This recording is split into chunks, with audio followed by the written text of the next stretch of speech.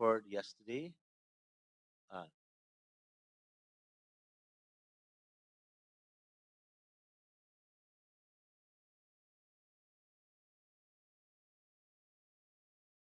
C will ask those questions for Mr. Figueroa. No, uh, honorable member, Mr. Sherwin. Sorry, Mr. Viceroy Jordan. Yes, thank you, Mr. Speaker. Mr. Speaker, I'll ask the question number 2.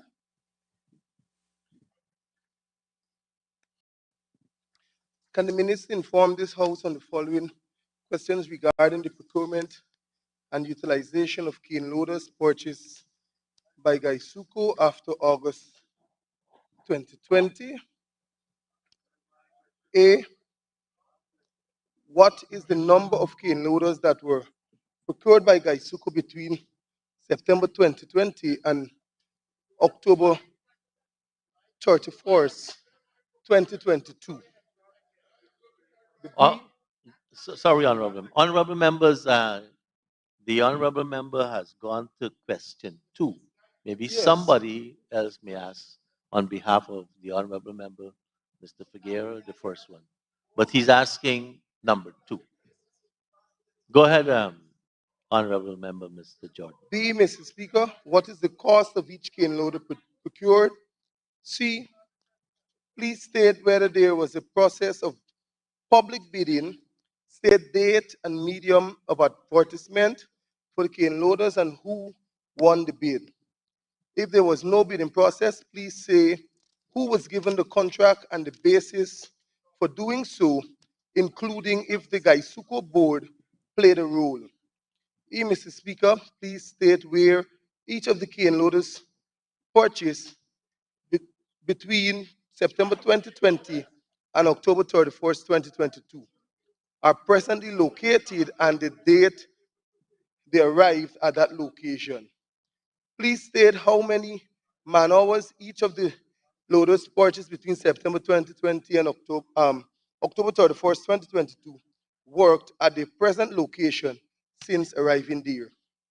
G, Mr. Speaker, please state how many of the cane loaders purchased between September 2020 and October 31st, 2022 are in a ready-to-work condition if they were needed by Gaisuku at 1st November 2022.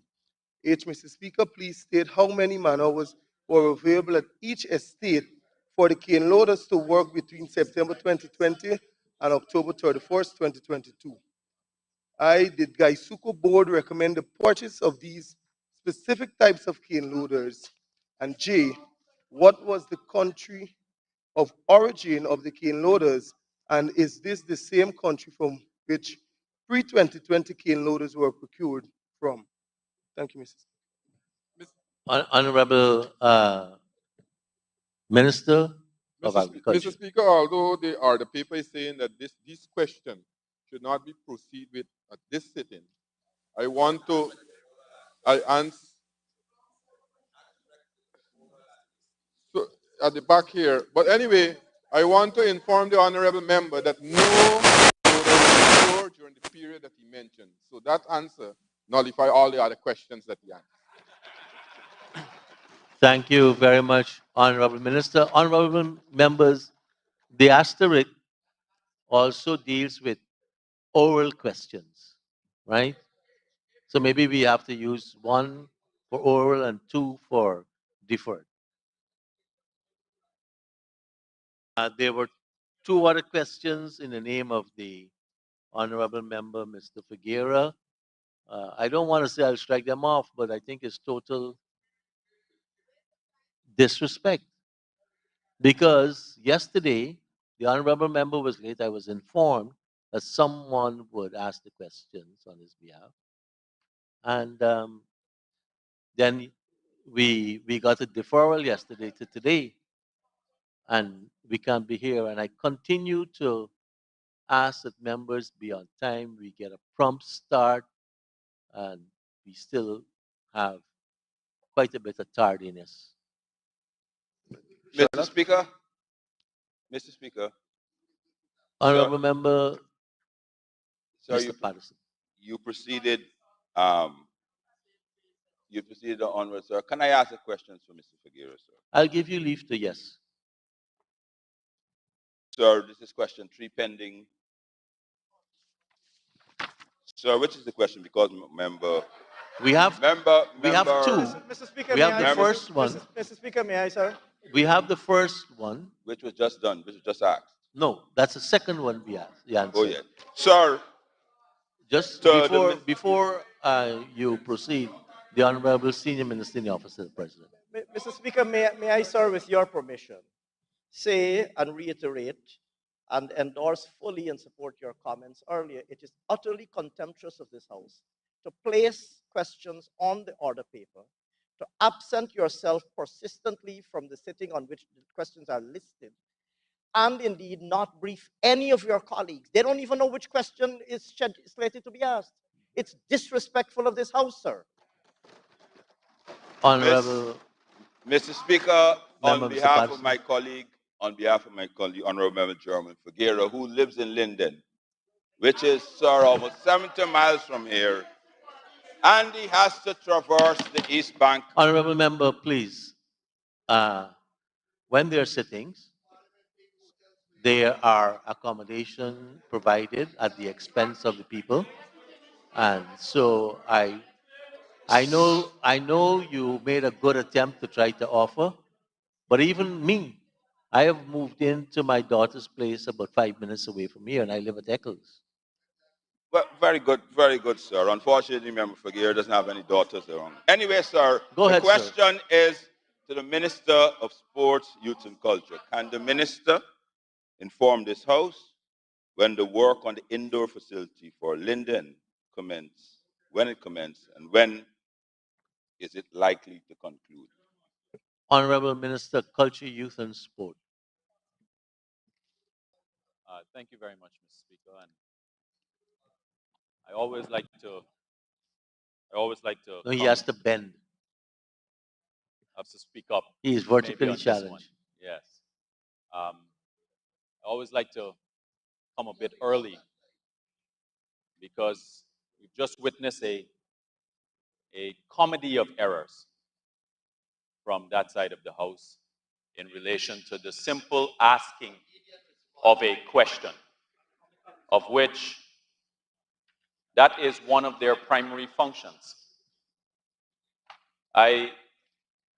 Just in relation to this specific project, Mr. Speaker, as the Honourable Member would know, 2 projects would have started there, but in relation to this indoor facility, working with my brother from the Foreign Affairs Ministry, the Honourable Member Hugh Todd, because of the nature of the discussions and the negotiations and the sensitivities at the stage that it's right now, I'm unable to provide an answer, but I'll be able to provide one by around October or so.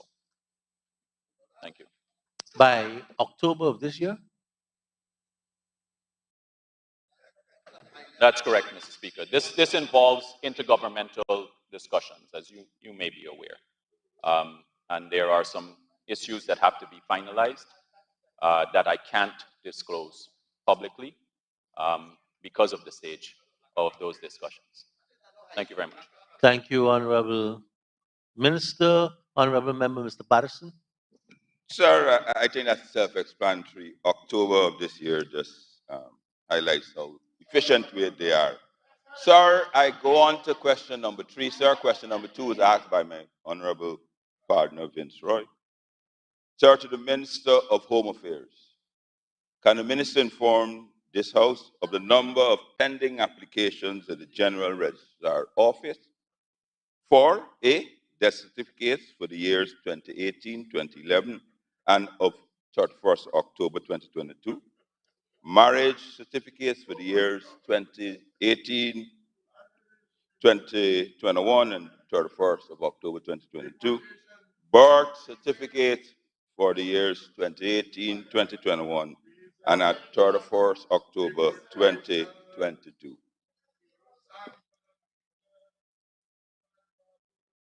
Mr.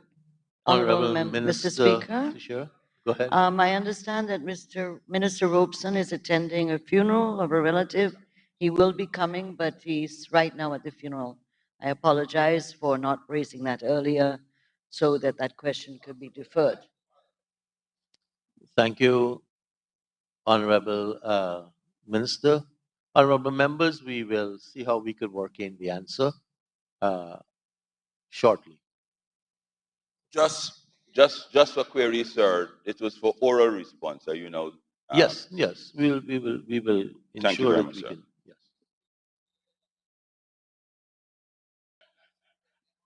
Yes. It's interesting to note that the honorable members are related. Charlotte? Statements by ministers, including policy statements, personal explanations, requests for leave to move the adjournment of the National Assembly on definite matters of urgent public importance, motions relating to the business or sittings of the National Assembly and moved by a minister, introduction of bills, public business, government's business. Honorable members, we will now proceed with the Budget Debate 2023. Our first speaker today is the Honorable Deputy Speaker, the Honorable Member, Mr. Lennox, with 1N Schumann.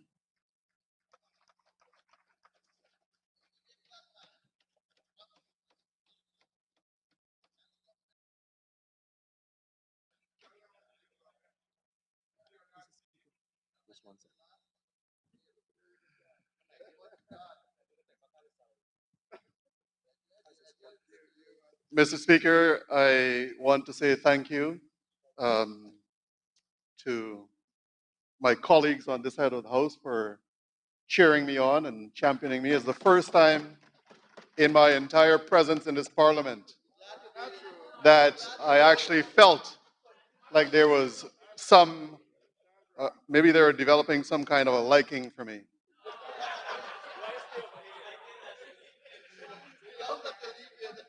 But I take this opportunity to wish my colleagues, both on both sides of the House, yourself and all the staff of Parliament, the ones that I have not seen yet, and the entire nation, happy and prosperous 2023. And I trust that 2023 will be tremendously better than 2022. And I will say unreservedly that Budget 2023 sets the tone for that year to be a great year.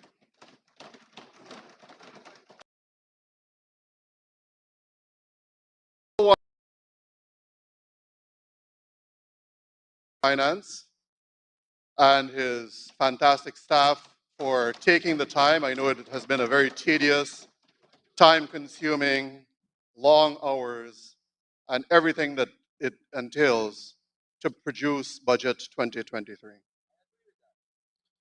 And I sincerely hope also that my words properly and appropriately reflect what is contained therein. Mr. Speaker, before I get into the substance of Budget 2023, I want to start off at something that I find rather displeasing, that I must say I'm quite disappointed in.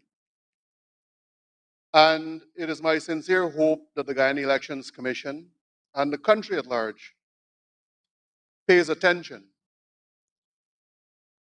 Because on my side of the House, and I will exclude myself because I just so happen to sit on this side,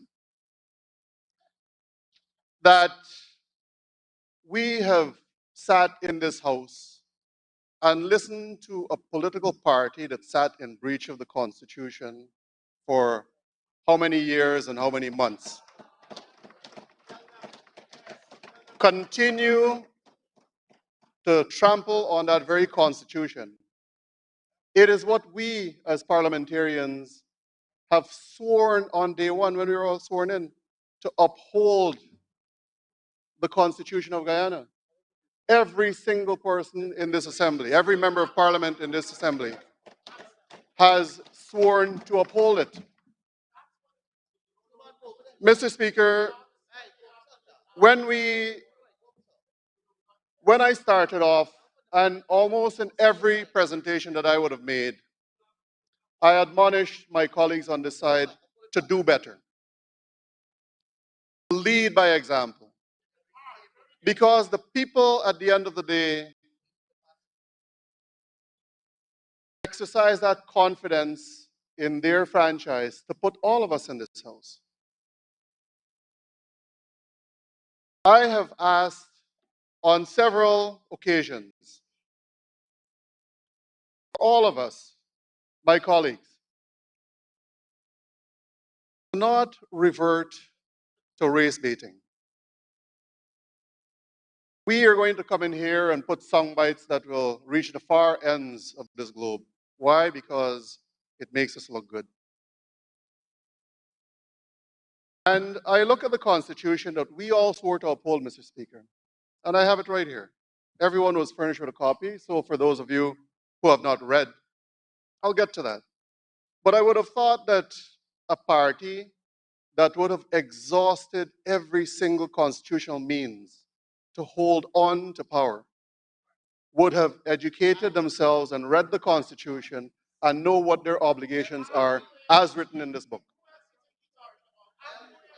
And I will say that I am so sadly disappointed. On day one, our very first speaker came into this house and started speaking about an apartheid state, about inherent racism, racist policies, and all of these things. And I would rather sing for my supper, Mr. Speaker, than try to steal for my supper.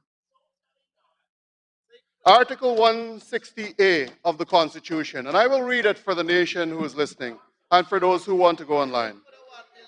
All persons, institutions, and political parties are prohibited from taking any action or advancing, disseminating, or communicating any idea which may result in racial or ethnic division among the people. Those are some very, very critical words that we in this August House, Mr. Speaker, swore to uphold. Yet we have members coming to this floor in violation of that constitutional article. And once again, I say it is my sincere hope that the Guyana Elections Commission is paying attention. Mr. Speaker, I go to another speaker who spoke of this August House, about the respect and the conduct that we are to have in this house. And it is as if they had just discovered, they had just found themselves. They had just found themselves. They had a eureka moment. And it is my hope that that eureka moment will continue to the end of this parliament. Because when their conduct in this house, when they attempted to steal the maize, when they pulled all the wires out, when they wanted to create chaos in parliament, being the primary chaos agents in this country, you cannot come to this house and speak about the August House. And for those who are listening, Mr. Speaker, and maybe for my colleagues on this side who never understood what August really means, there are so many words that one can use to describe what the August House is. And just a few of them, Mr. Speaker: distinguished, respected, eminent, vulnerable, illustrious, prestigious, renowned, and so many others. But what I will say, Mr. Speaker, is that the behavior that I've seen from some of my colleagues does not give justice to the definition. And that, Mr. Speaker, I find rather disappointing. Very disappointing. Mr. Speaker,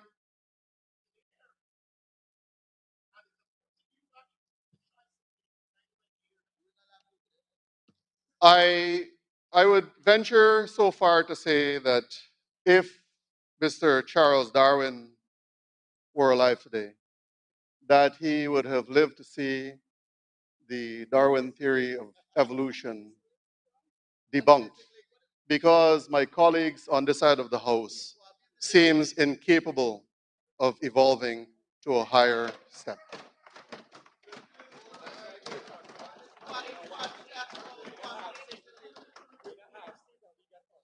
Mr. Speaker, I sat in my chair, and one of the things sitting up there is sometimes you avoid the eyes of your colleagues and sometimes opposition and whoever else, but it gives me ample opportunity and ample time to take all of the notes, to listen to all of the presenters, as I continuously and consistently have done for every single sitting, that my colleagues, and I say my colleagues because they're all here, when there is a parliament, some of them don't even bother to log in. They don't even show up. I think that the taxpayers need to tie performance and attendance to the pay of every parliamentarian. That if you cannot produce, if you cannot attend, then by virtue of those attendance, one's salary should be reduced. I was actually, Mr. Speaker, I was tempted to come in here in my traditional attire today, but I feared what would be happening behind me. In addition, it's very cold in the dome.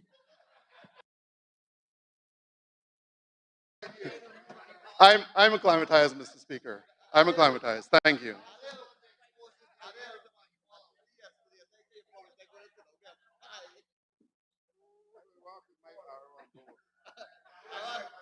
Mr. Speaker, we heard presenter after presenter come into this, and once again it goes back to what the definition of the August House is.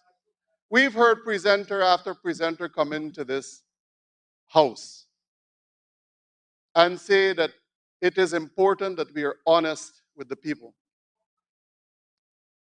And I really don't like walking back into history, because sometimes, yes, it's nice to reflect and be guided by the events of history. But if we're going to talk about coming into this House and thinking that we could sit there with some degree of integrity, we want to be honest, the nation still awaits the truth from my colleagues on the side.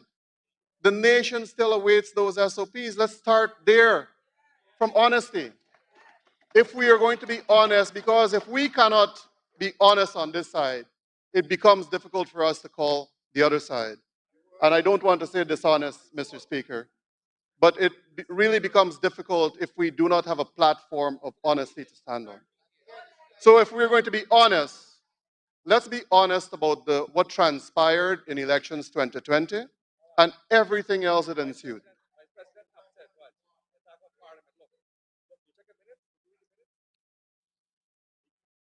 Mr. Speaker,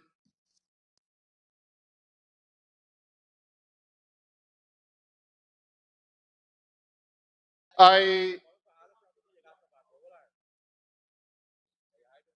sat and I heard, and I go to great lengths to not lambaste my indigenous colleagues, because I think we have enough issues of our own. As arguably one of the most marginalized people in the country, we have our own issues. And I really go to great lengths to not publicly nor on the floor admonish them about their attitude, their behavior, their mistruths, because I think that those things could be resolved with dialogue. There are opportunities to address it. But when one comes to the podium and they peddle, and I'm cautious not to use the word lies, Mr. Speaker, but let's say when they come to this podium and they want to peddle on truths, then at some point it needs to be corrected.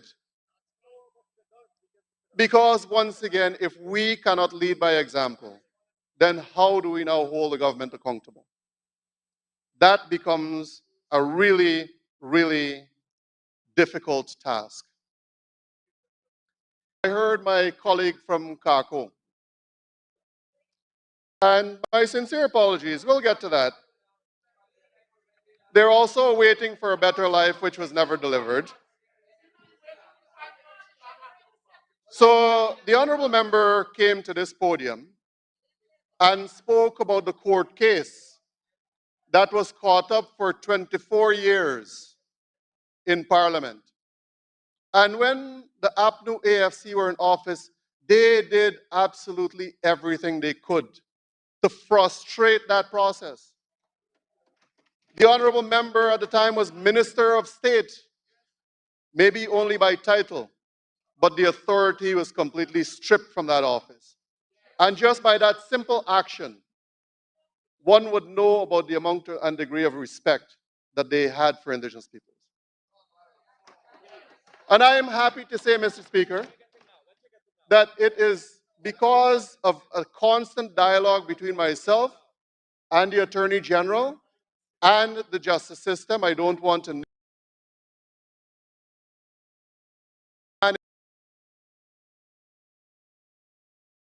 The people finally got the ruling, finally got a written ruling. It is with the support of the Honorable Attorney General. So you cannot come to this podium and lament how great you were in office, when in fact you did absolutely nothing. You did everything to frustrate the system.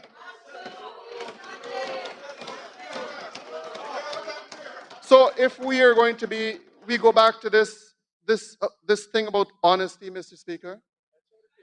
My colleague behind me from the Guyana Guyana Action Party. I will say unreservedly, that I have the absolute and utmost respect for Sidney Alicock. Absolutely. The most that anyone can think of. The unfortunate thing, Mr. Speaker, is that when that member was an honorable member in this House, much like the leader of the opposition, he saw so many swords and knives at his back that he could not perform. Every person within that ministry, well, I wouldn't want to say everyone, but the key figures in that ministry were trying to undermine him. They all wanted his job. Much like they're trying to do to the honorable leader of the opposition. And it is unfortunate that within one political cycle, that we stand likely on the side of the House to see 3 separate leaders of the opposition. You cannot lead if you cannot get your house in order.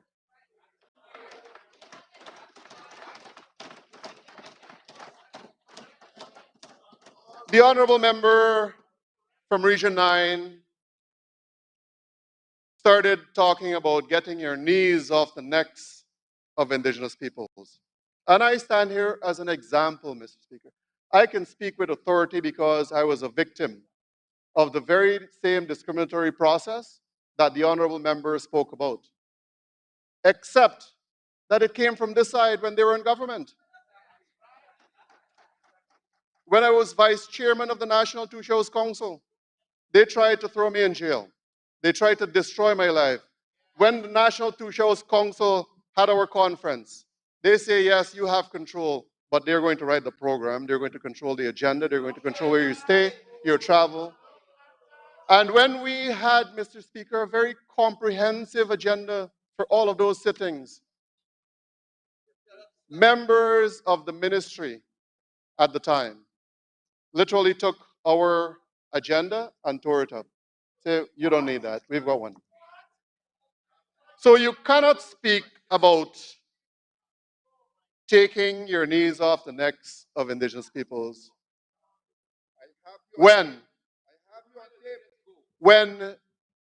your party in itself tore up the agenda. You cannot. We have on the side, Mr. Speaker,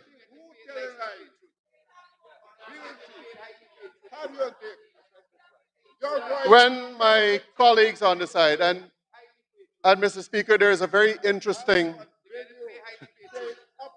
there is a very interesting thing about the truth, Mr. Speaker.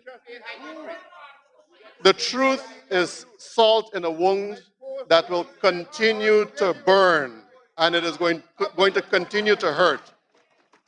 So when the truth hits the floor, this is what ensues. When the truth hits the floor, this is what ensues. And once again, Mr. Speaker, we talk about an August House, and listen to the behavior of my colleagues.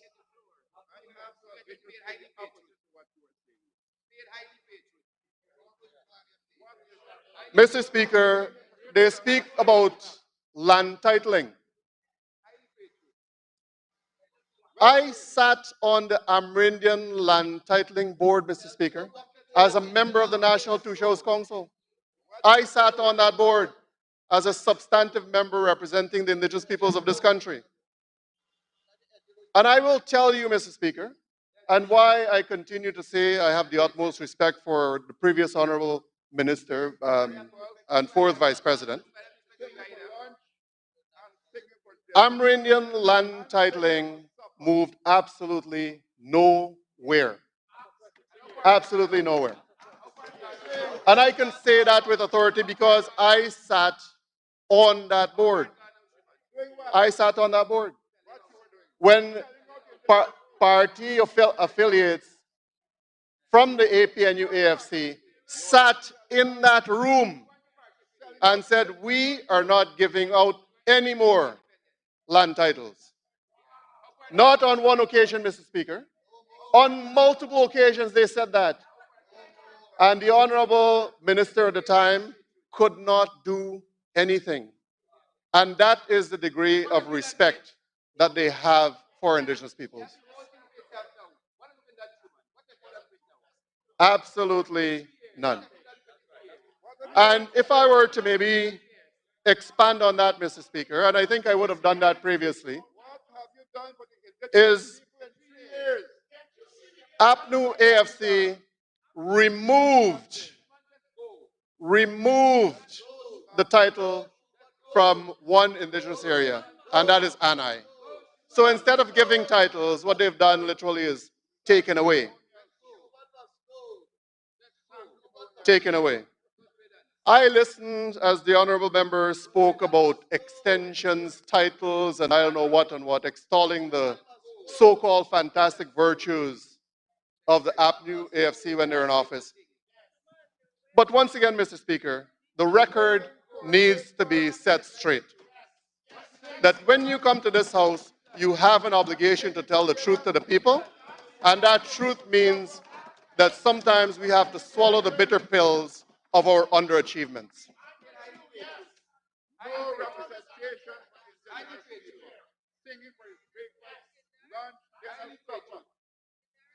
Mr. Speaker, I want to say to my colleagues from ACTA and all of my colleagues who are descended from the terrible atrocities of slavery, that the indigenous peoples in this country don't stand averse or opposed to reparations. We stand arm in arm with every single Guyanese to ensure that the injustices of slavery is corrected, that there's a reparations movement, and we should not be looking at each other's issues as competing. While they are not the same, they're not competing. We're not competing for the same space.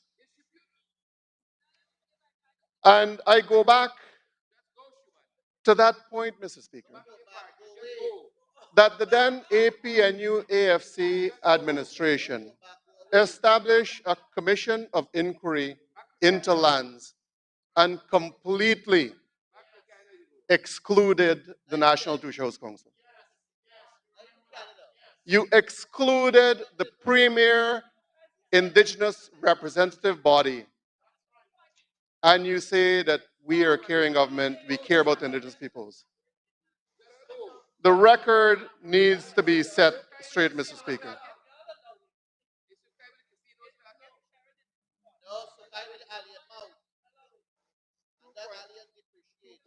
Mr. Speaker,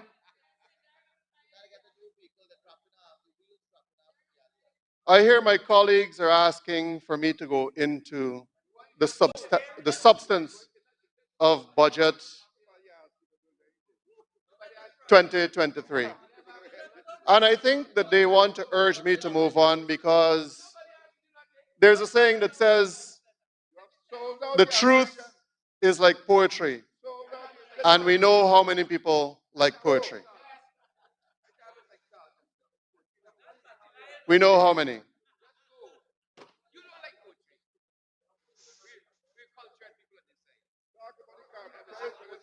I go back to my, and Mr. Speaker, in my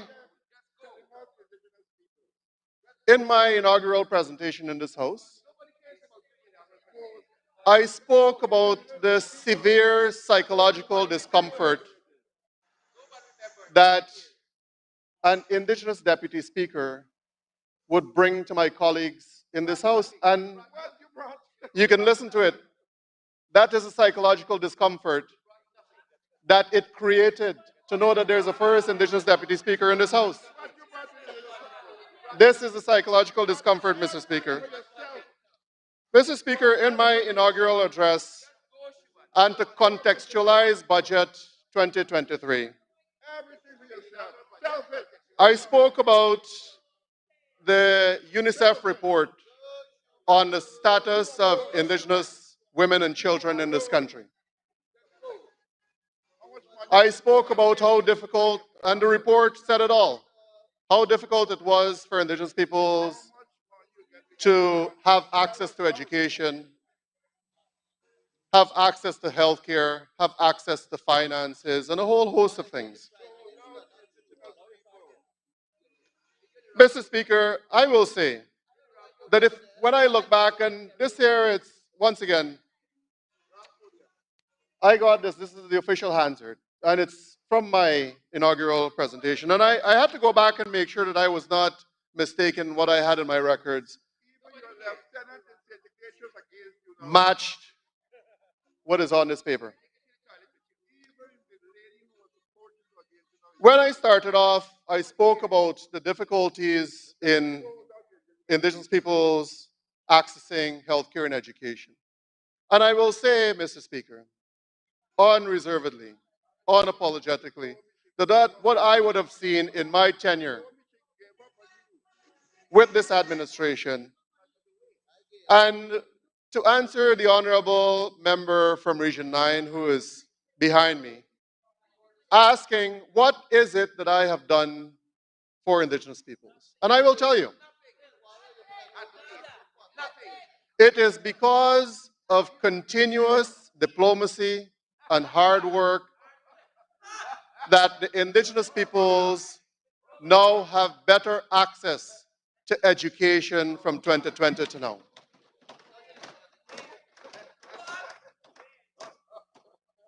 Access to internet, and someone said, well, tell us about goal.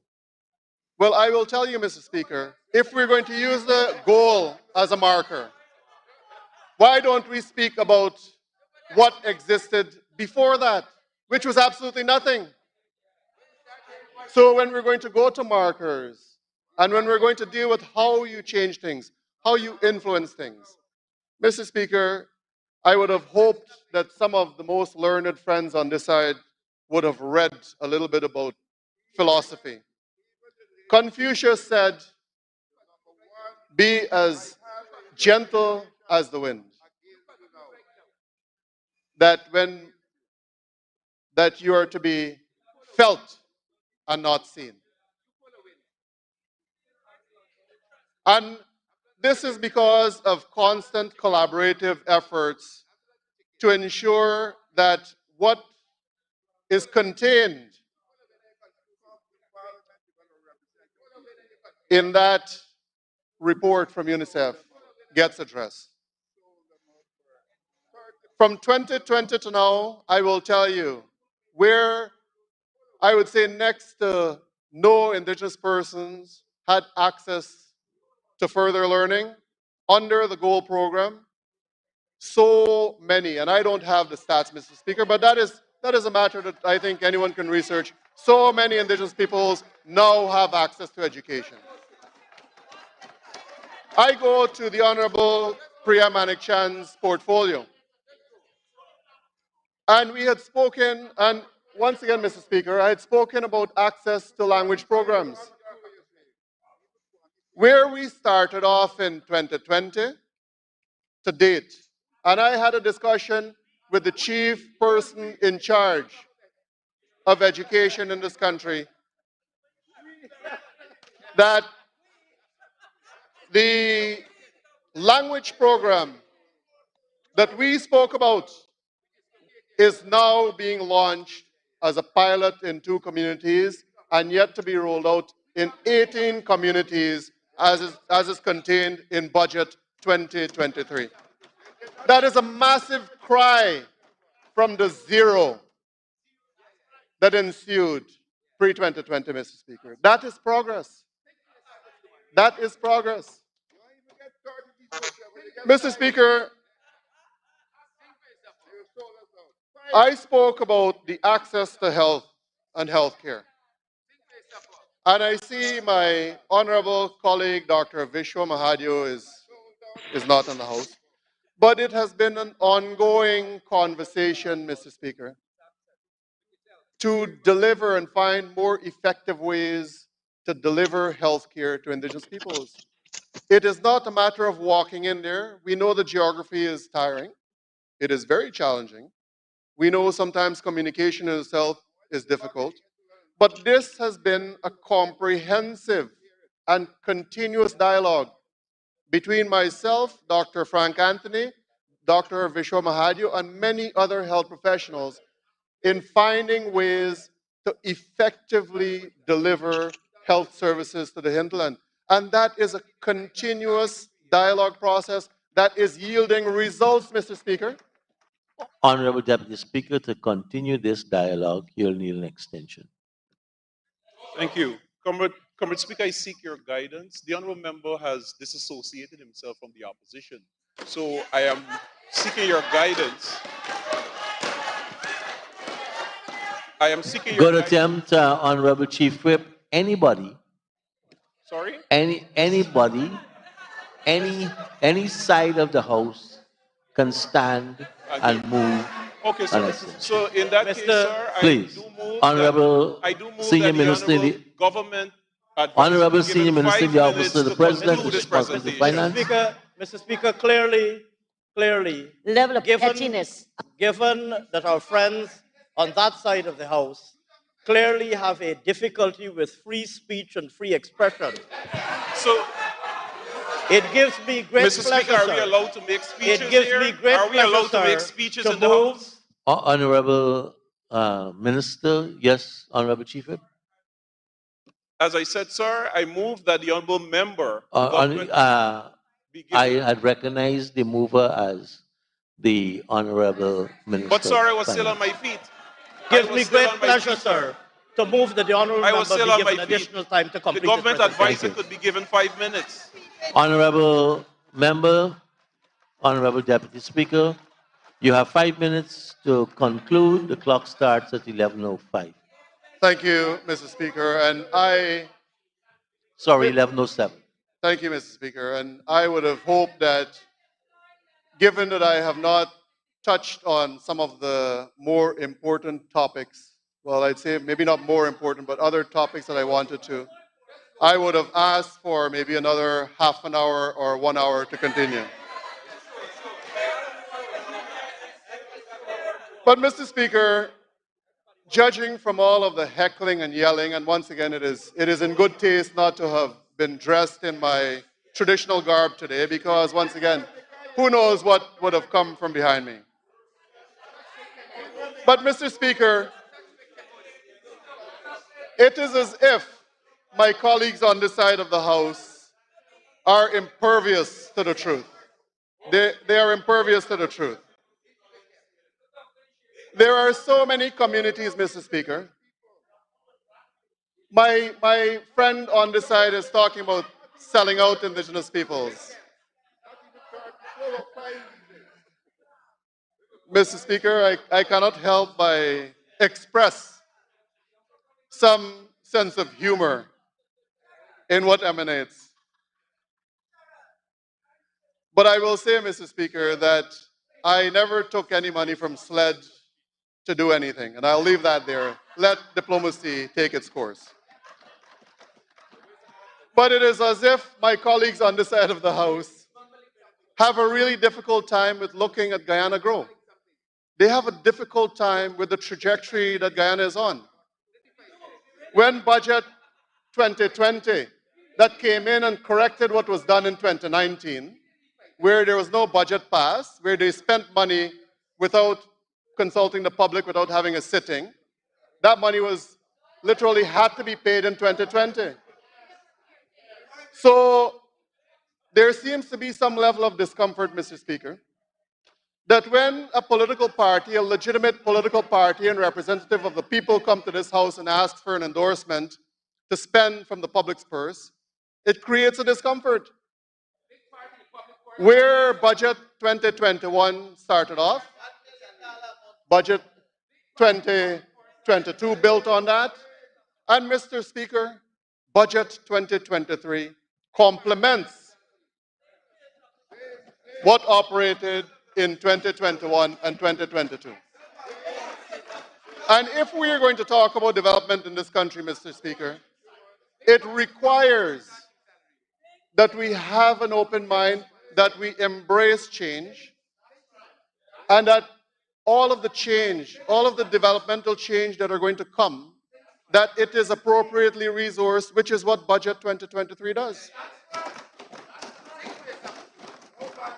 It seems, Mr. Speaker, as though there are people in this assembly, and I will not call names, nor will I say who they are, but there are people in this National Assembly who wants to see Guyana stuck in a pre-1985 era. And I say that because when we talk about rigged elections, when we talked about the public's purse, when we talked about lack of accountability, it seems as though there are some people in this House who want us to stay in that era. It also seems to me, Mr. Speaker, that my colleagues seem to want to say to the ministers on that side and the government on that side, how dare you try to make the lives of Guyanese better? How dare you want to say that you're going to deliver education and health care to indigenous peoples? How dare you allocate money to undertake indigenous land titling? This is what seems to be coming from this side. They're saying to the government, how dare you look after the people's interests? That is what it's sounding like to me, Mr. Speaker. That is the way it's sounding to me. Mr. Speaker, I know that my time, and we're really tight on it. I wish, like I said, I had an hour, maybe more. I remember a lesson that I had in art class, and I'm sure that many of my colleagues on this side would have attended art class. And it takes me back to a quote that I remember reading about Michelangelo. And I contextualize this in terms of Guyana. And I think someone had asked him, how do you carve an angel? And he said, I see a marble and I chisel away everything that is not. Mr. Speaker, that Budget 2023 is the sharp end of that chisel that is meant to carve the beauty that Guyana eventually will be. And with that, Mr. Speaker, I will say that this budget enjoys my 110% support. Thank you.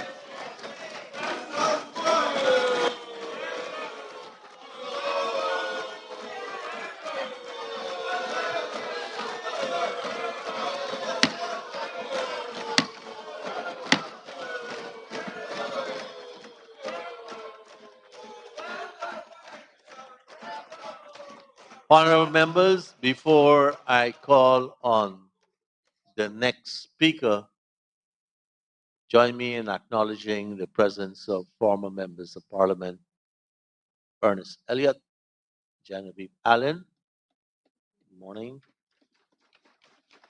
and to acknowledge the presence of His Worship, the Mayor of Georgetown, Panditji Ubraj Naren. Also, to my good friend and guest today, Colonel Ronald Hercules.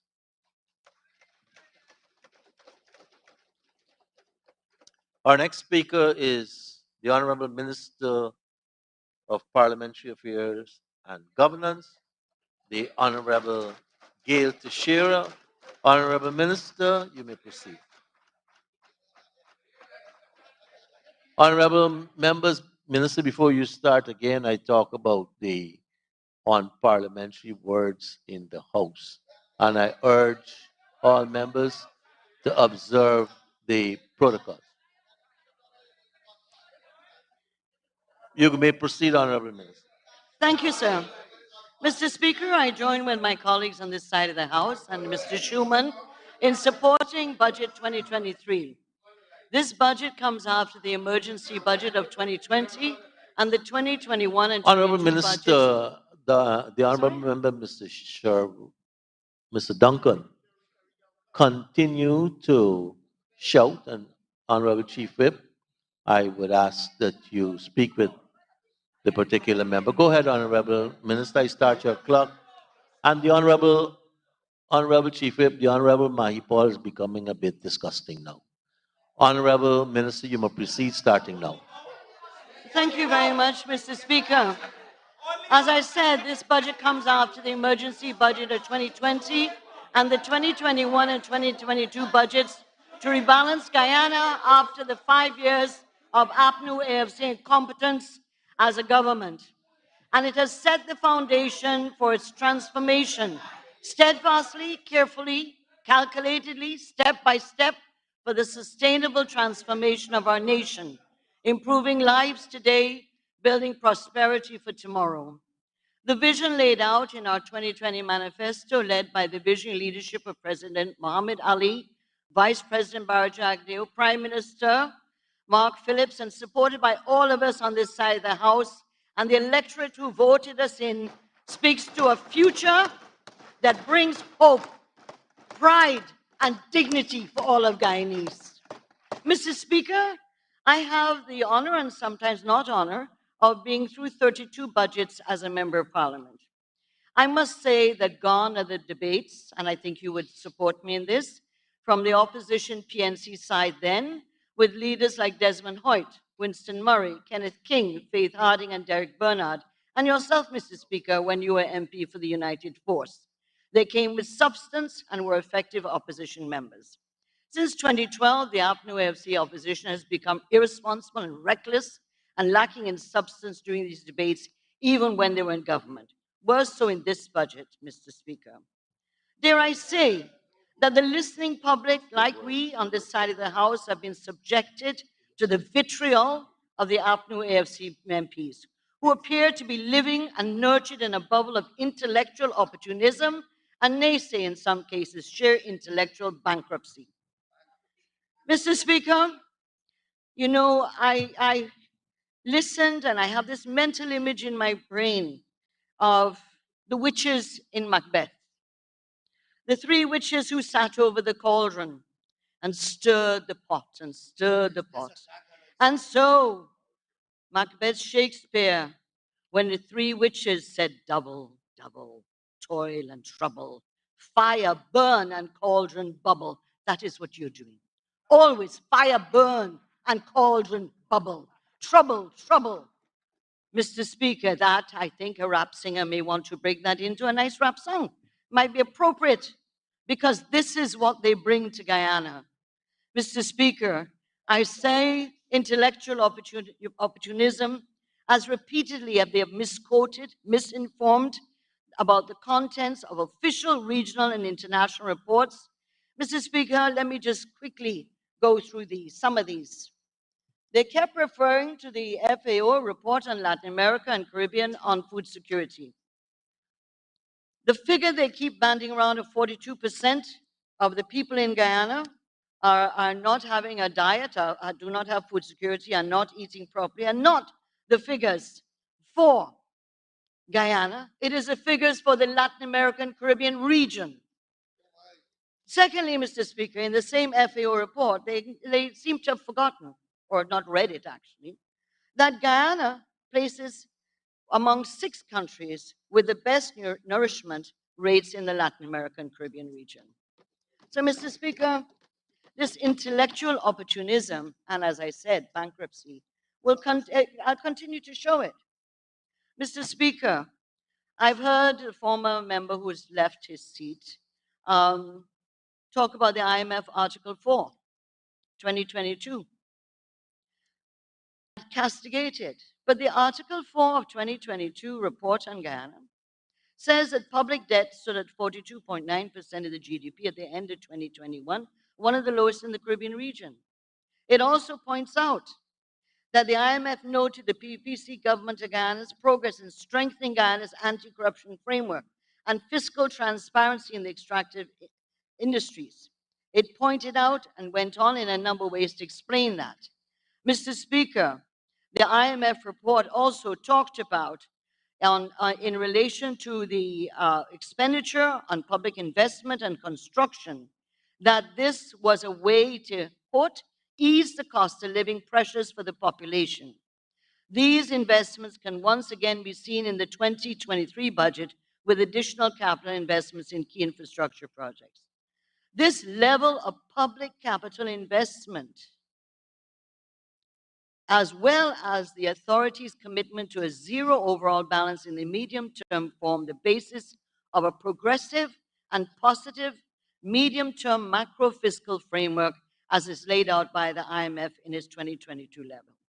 With this level of expected investment, implementation with the tenders for large infrastructure projects allotted to international firms that will import capital goods and workers, inflation is expected to be contained in the medium term. I'm quoting all the time from the IMF.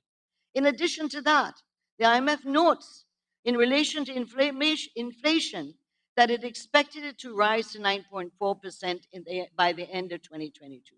However, it admits that efforts by the government of Guyana to manage to reduce the impact of many exogenous factors and ultimately reduce the actual rate of inflation as compared to the estimate rate of the IMF. Lastly, in comparison to the region, it notes that Guyana, it goes on to say that growth is higher in Guyana than in its regional partners, owing especially to the expanding oil and gas sector, which we know. Inflation is also reported as remaining subdued in comparison to regional peers. The fiscal performance of Guyana was better than in any other regional commodity exporters, and external borrowing remained low. Mr. Speaker, this document was misquoted in this House yesterday and gave a totally different picture. Totally different. This is repeated what I call intellectual opportunism in the nicest and intellectual bankruptcy in the worst. I'm being very polite because the speakers made it very clear certain words can't be used in here. So let's go on. Mr. Honorable Minister, you had one beep already. Yes. You're responsible.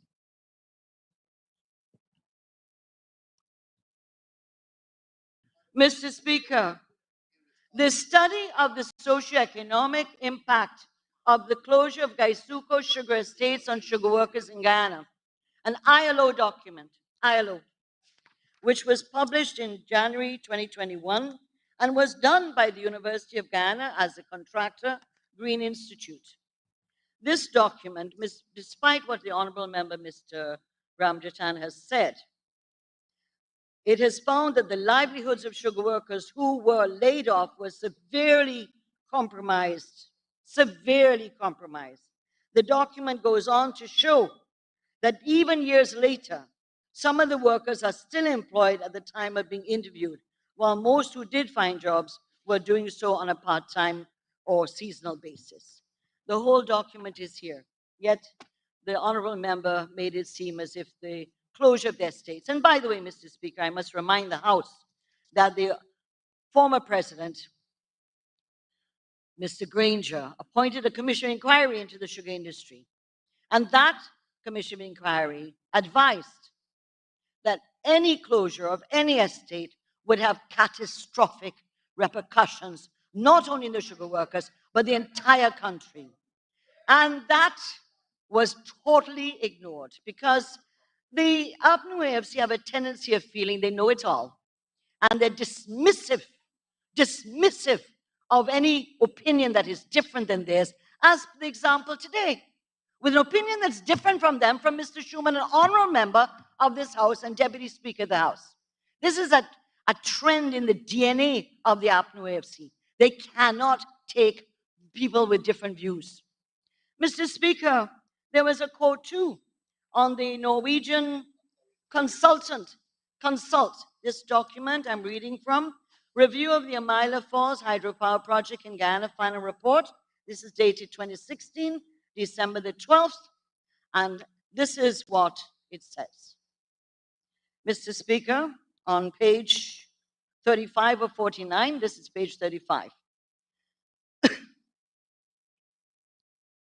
Mr. Speaker, it points out the table, and they have a table showing which were the options of Guyana: Amila, Kayachor, Truba, Upper Mass, Al Saru, and Okoblu.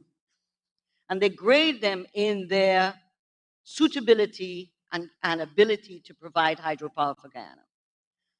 It says the table that Amila Falls was the most attractive project from a technical, economic point of view and from an environmental point of view. Yet people quoted Norwegian report and distorted and totally conveyed the wrong impression. Mr. Speaker, all of these documents, Mr. Speaker, I will lay over because I sincerely hope that the honorable members will read. Mr. Speaker, the conclusion on page 37 says, from a financial and economic point of view, the development of Amila Falls seems to be the optimal solution for meeting the electricity demand in Guyana, despite the risk. Mr. Speaker, I think I've shown enough that the level of intellectual opportunism and bankruptcy. But Mr. Speaker, I only named a few. One member got up yesterday and proposed mortgage relief from the opposition as if this was a new idea. But the honorable member didn't seem to read the budget, which is not surprising, because on page of the budget, it points out that the mortgage relief on page 92 of 101, I guess it was tiring reading so much, no? So that 92 of 2001, the mortgage relief proposal to increase it from 12 million to from 50 million to 20 million is right here. Obviously, the member never read it.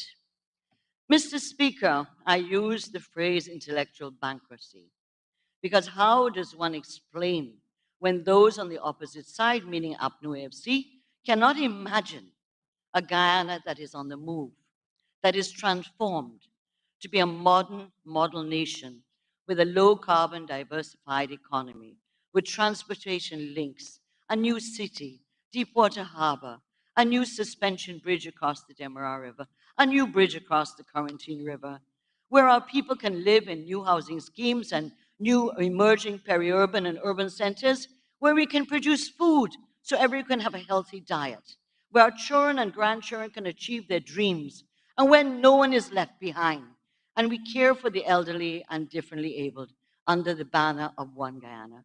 Why is it so difficult for you to support that? You know, Mr. Speaker, it is that the problem, and I'll explain it, Mr. Speaker. I'll explain why APNU AFC has problems.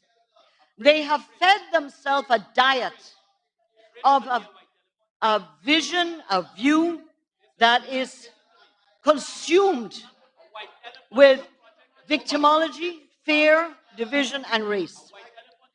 Mr. Speaker, I have wondered why they couldn't imagine this. And not only can't imagine it, adamantly refuse to be part of it, be part of this vision, and refuse to be part of the transformation process.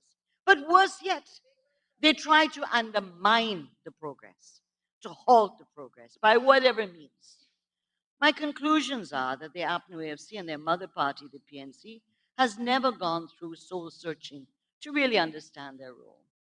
They have fed their supporters a diet for over 50 years of victimology, racial division, fear, and fiction and untruths that they cannot extricate themselves from and change course. They are so buried psychologically, physically, emotionally, intellectually in this morass that they've created over the 50 years that they don't know how to extricate themselves. They don't even comprehend that they apologize for all the wrongdoings, all the rigged elections, all the victimology of other Guyanese, of all the violence that was portrayed in this country, and the worst and most recent, the 2020 elections. They may have a hope for the future. They may have a chance for the future. No, of course not, they won't. They have fed their supporters this. But the problem is, Mr. Speaker, they've descended to such depths of inequity, of depravity, that the more the Guyanese people want progress, and the more the people respond to the government's programs, whether housing, gold, grow, win, part-time jobs, small business grants, black-bellied sheeps, whatever sheep, and roosters, whatever you call those roosters, they go into a tailspin. They don't know what to do except to pull the one card left in the pack. The one card left in the pack. And you know what that is? Race. And yet they refuse to recognize how isolated they are. That the people are moving forward and they're caught, stuck, going at some mileage that they can't even catch up with the people. People want to move forward in this country. They don't want to be dragged constantly into this unpalatable cauldron of venom and toxicity. This cauldron of venom and toxicity. Our people don't want to hear this. They've had enough. The speeches in this parliament, this budget, people are saturated. They don't want to hear it anymore. They want to go on with their lives, to have a house with some land, a car, that their kids are able to get good education and access jobs, or create small businesses or farms, and fish. They want some gainful economic activity. Mr. Speaker, that the women and young women are not being left behind in this country. You haven't even read the signal right about what women are doing in this country. You haven't read it right. You're off course because you're blinded. You're jaundiced. You're looking at the country and the people with jaundiced eyes because it's all race-baited. Mr. Speaker, 60% of the gold scholarships are women, the recipients. 44% of the household recipients are female small businesses. And Mr. Speaker, the World Economic Forum's Global Gender Gap Index 2021 to 2022, Guyana ranks 35 out of 146 countries that was studied in the 2022. This is a significant improvement from a ranking of 53 in 2021. Imagine 18 spaces we jumped in 1 year. Imagine. How did we do that? Mr. Speaker, we ranked 17th globally for legislators, senior officials, and managers. Our literacy rate is an exceptional level. Guyana is tied for first place for enrollment in both secondary and tertiary education under the World Economic Forum. Guyana's health and survival. Guyana is placed first for sex ratio at birth and also placed first on the global scale for life expectancy with other countries. Yet, Mr. Speaker, the Honorable Leader of the Opposition, who's coming late, and I'm sure he'll respond to me, on 19th of January in a press conference, says Budget 2023 confirms that the government is clueless, incompetent, uncaring, and anti-poor. Goes on to say that the budget confirms that the government is more interested in serving its business colonies than in living the quality of the life of Guyanese people. It goes on to point out that PPP will not eliminate poverty, will not ensure that families can live comfortable and happy lives. And then on the eve of the budget opening, the debate, on Monday, January the 16th, there's another press statement that comes out from the office of the PNC statement that says, Guyana has, for instance, and I'm quoting Mr. Speaker, one of the highest rates of poverty and inequality, infant mortality, maternal mortality, suicide, child malnutrition, and preventable deaths. Our country has one of the lowest levels of life expectancy, numeracy and literacy, education performance, and access to quality health care. These indicators are not abstract statistics. Mr. Speaker, I have presented you with statistics. The problem again with the opposition, it is just verbiage supported by nothing. It is sitting on quicksand. You cannot, because everything we're looking at data-wise, we have a long way to go. We're a small developing country.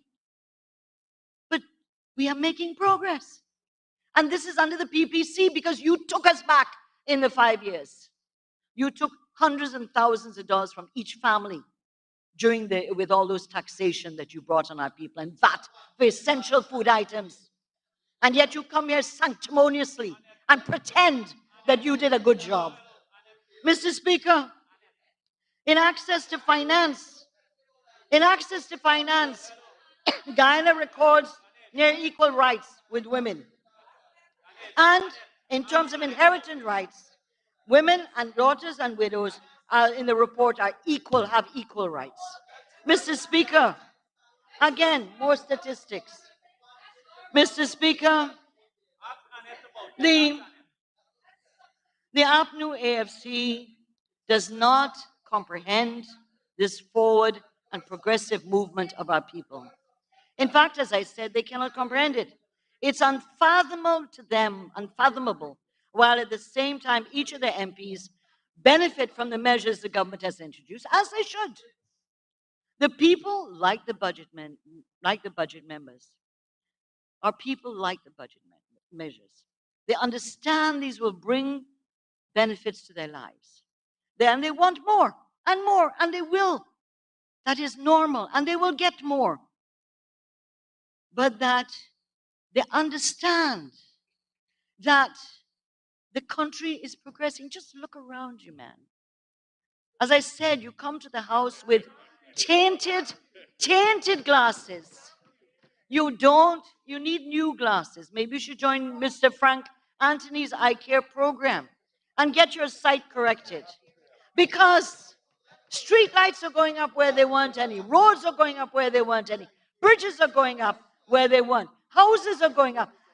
Just if you want to have an aerial view of the housing program, take a flight from Ogle and fly over Cummings Lodge and Industry.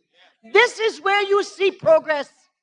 This is where, Mr. Speaker, our people will always want more. And we will produce, and we will give them as they deserve. But Mr. Speaker, they know now in 2023 that things are better and far, far, far better than under the APNU AFC. One member on the other side said the government had its boot on the necks of the people, government us. This was a Freudian slip, Mr. Speaker.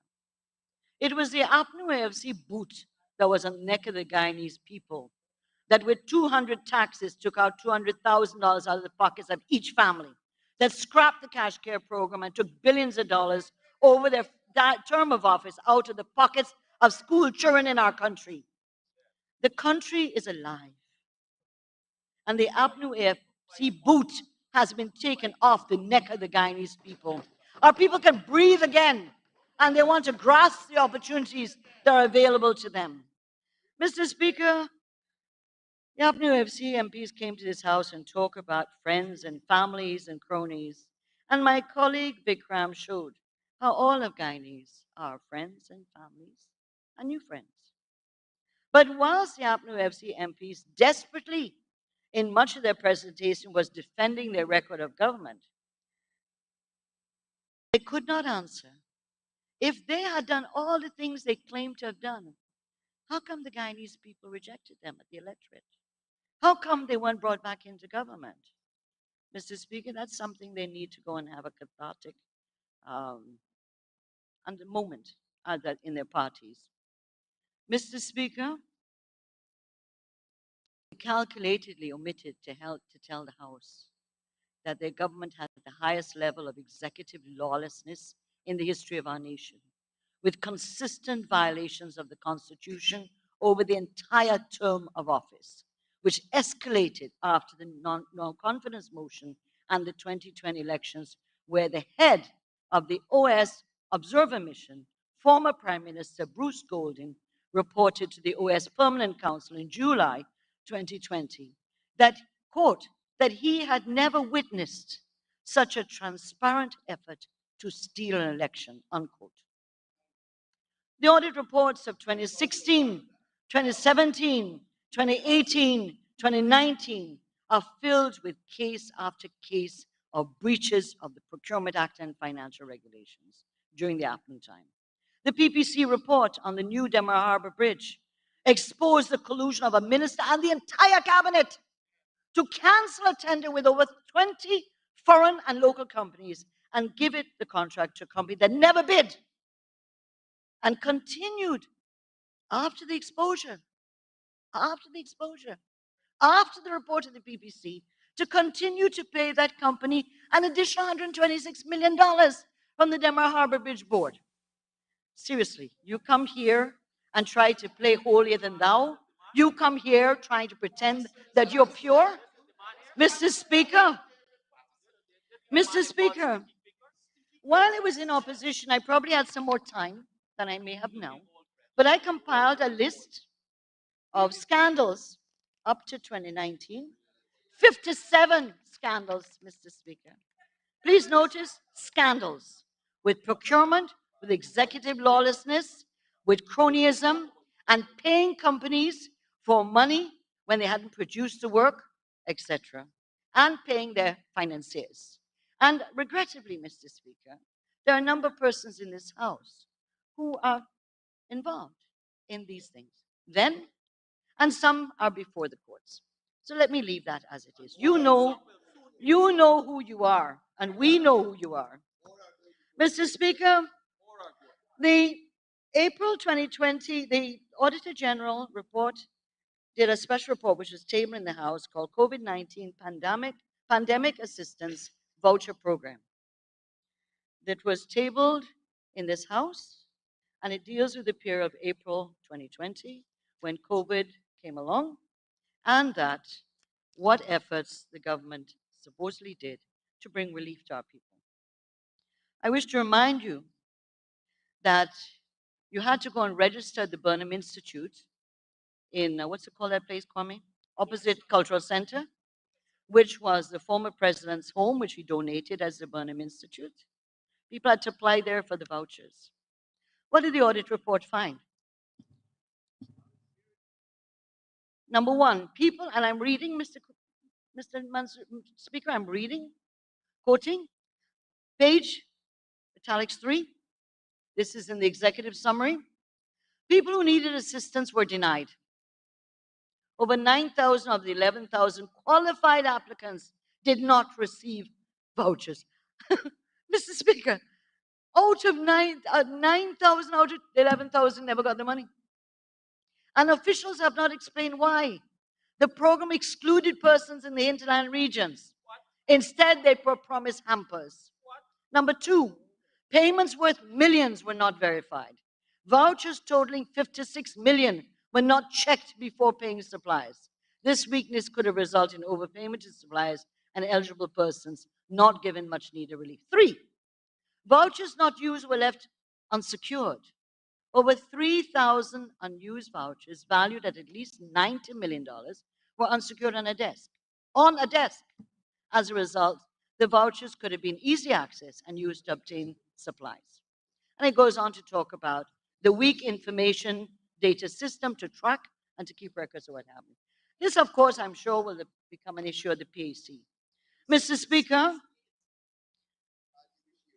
what is clear, Mr. Speaker, they said repeatedly in this House that they came in and there was no money. Again, intellectual bankruptcy. Because we left, and all the Bank of Guyana and all the reports show that $780 million of foreign currency reserves were left in May 2015. And by 2020, August, it was down to around 200 million US dollars. Where the money gone? What did you do with it? You don't trouble your reserves. You're very careful with your foreign currency reserves. In fact, you're supposed to have at least, you try to keep at least 3 months reserves in stock for a rainy day. Mr. Speaker, the other area that preserves us, helps us to have a rainy day and to save and to hold on to money. There's the gold reserve scandal, Mr. Speaker. I see someone writing all the time in the paper as part of the gold board. Sanctimonious as usual. But there's a gold reserve scandal. These are our assets of the people, our savings for a rainy day. We left 13 billion Ghana dollars worth of gold reserves. And Mr. Speaker, by 2020, it was less than 200 million Ghana dollars. And you know what it is? You know what they did? They took the money, the gold, and they sold it when the gold price was lowest on the world market. Lowest on the world market. So, Mr.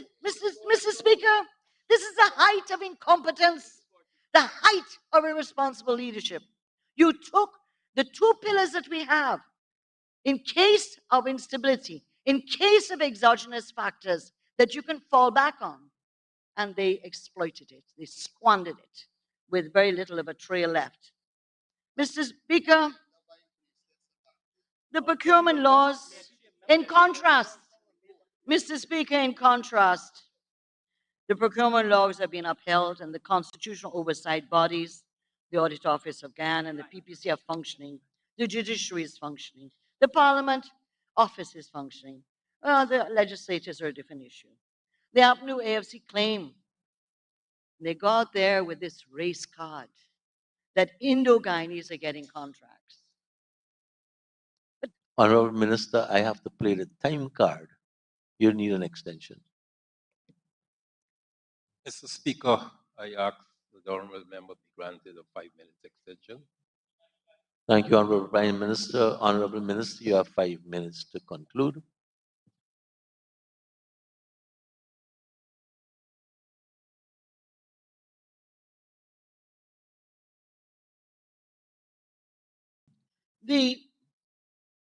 They talk about Indo-Guyanese getting contracts and pointing to this apartheid that they like to refer to.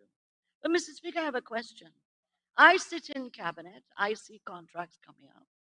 How am I to know that a company name ABC and JW and NNS or ABC? How do I know the ethnicity of a company? How does one deal with the ethnicity of a company? I mean, this opportunism, bankruptcy, intellectual opportunism is so offensive. So offensive. As far as I'm concerned, and if you go to the thousands of small contracts at the local government level, regional and ministerial tender boards, contracts are given to all ethnic groups of a right to bid and be considered, and if responsive, they get the contract. Mr. Speaker, they make fun and make light of the increase on the threshold from 75 to 85. But this will bring for all taxpayers by the relief of deducting $85,000 for those of you who earn more than $85,000, over $1 million in relief in taxation. Mr. Speaker, they say there's nothing in the budget, and I can predict that when Mr. Norton gets up, the quotes I gave from the press statements will be the line he carries.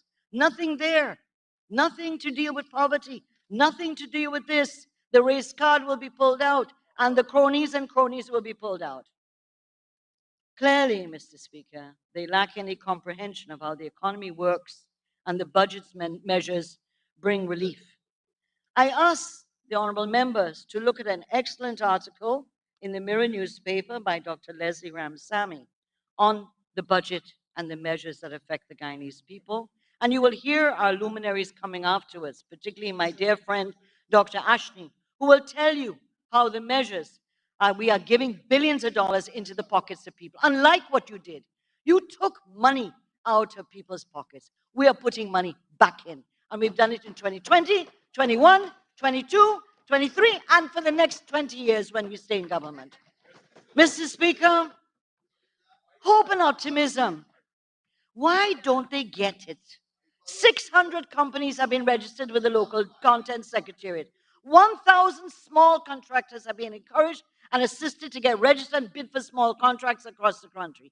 Each of these small contractors, 1,000 of them, hire at least 5 people. Creates jobs. 1,200 small grants, according to my colleague, Minister Waldron, received from small business in 2022. 40% increase than before. The Amerindian village councils, no matter what Mr. Henry says, are being given contracts to build roads and infrastructure in communities. And Waramadan has a contract, the same region where Upper Maz, where the honorable member comes from, to build a new primary school. And they're doing it.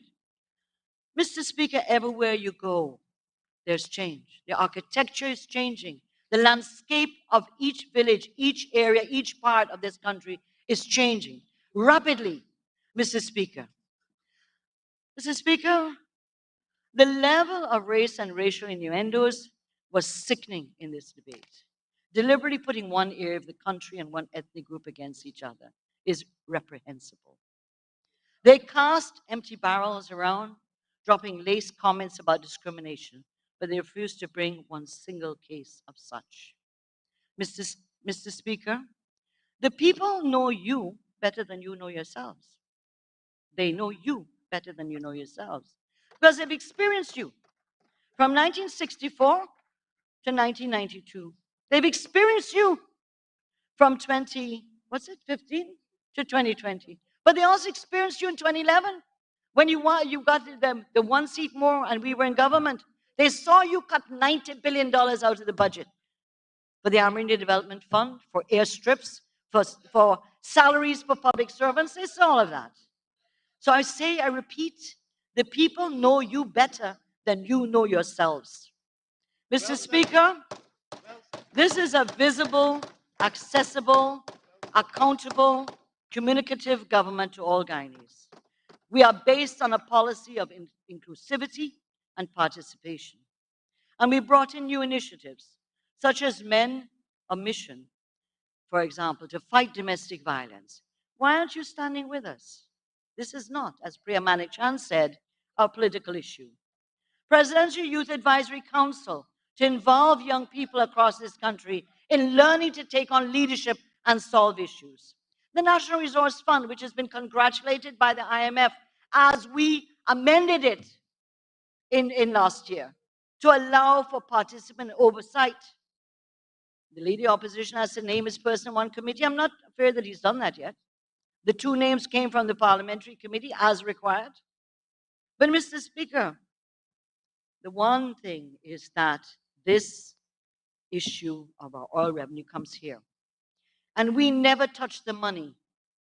Never touched the money until that act was brought back and passed in this House in 2022. You don't think it might have been tempting? If it was in your hands, you would have gone with it already. But Mr. Speaker, I predict, I can know. Mr. Speaker, I'm not a Farsi. As they say in Creole, I'm not a Farsi.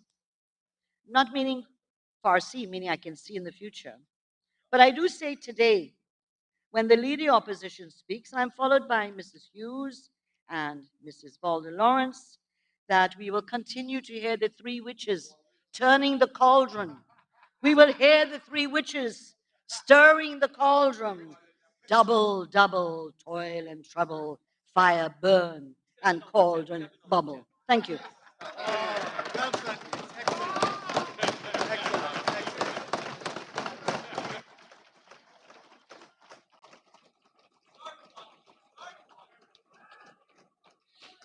Thank you, Honorable Minister. The next speaker is the Honorable Member, Ms. Catherine Hughes. Honorable Member, at 11:53, you may proceed.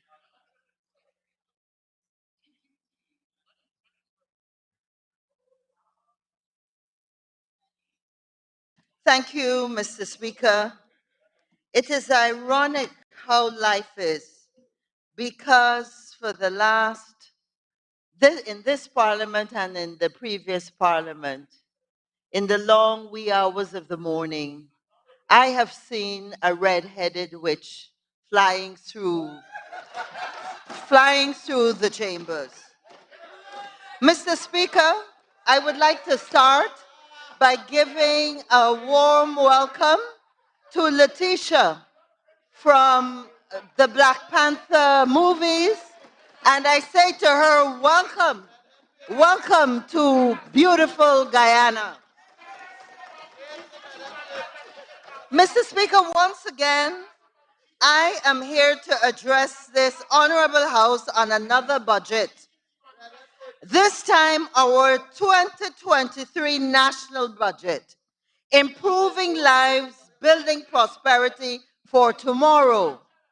And Mr. Speaker, I am fortunate to have heard this morning at 5 to 9, the Honorable Bobby on his 104 program, who reminded us, ignore loud and aggressive persons, for they are a vexation to the spirit. And therefore, the honorable member that has an inferiority complex when it comes to me, I feel sorry for you. I know the challenges of size, and I expect you to behave the way you do. I want to ask the Honorable President to make sure that the Most Honorable Kwame McCoy is part of that mission of men that we support.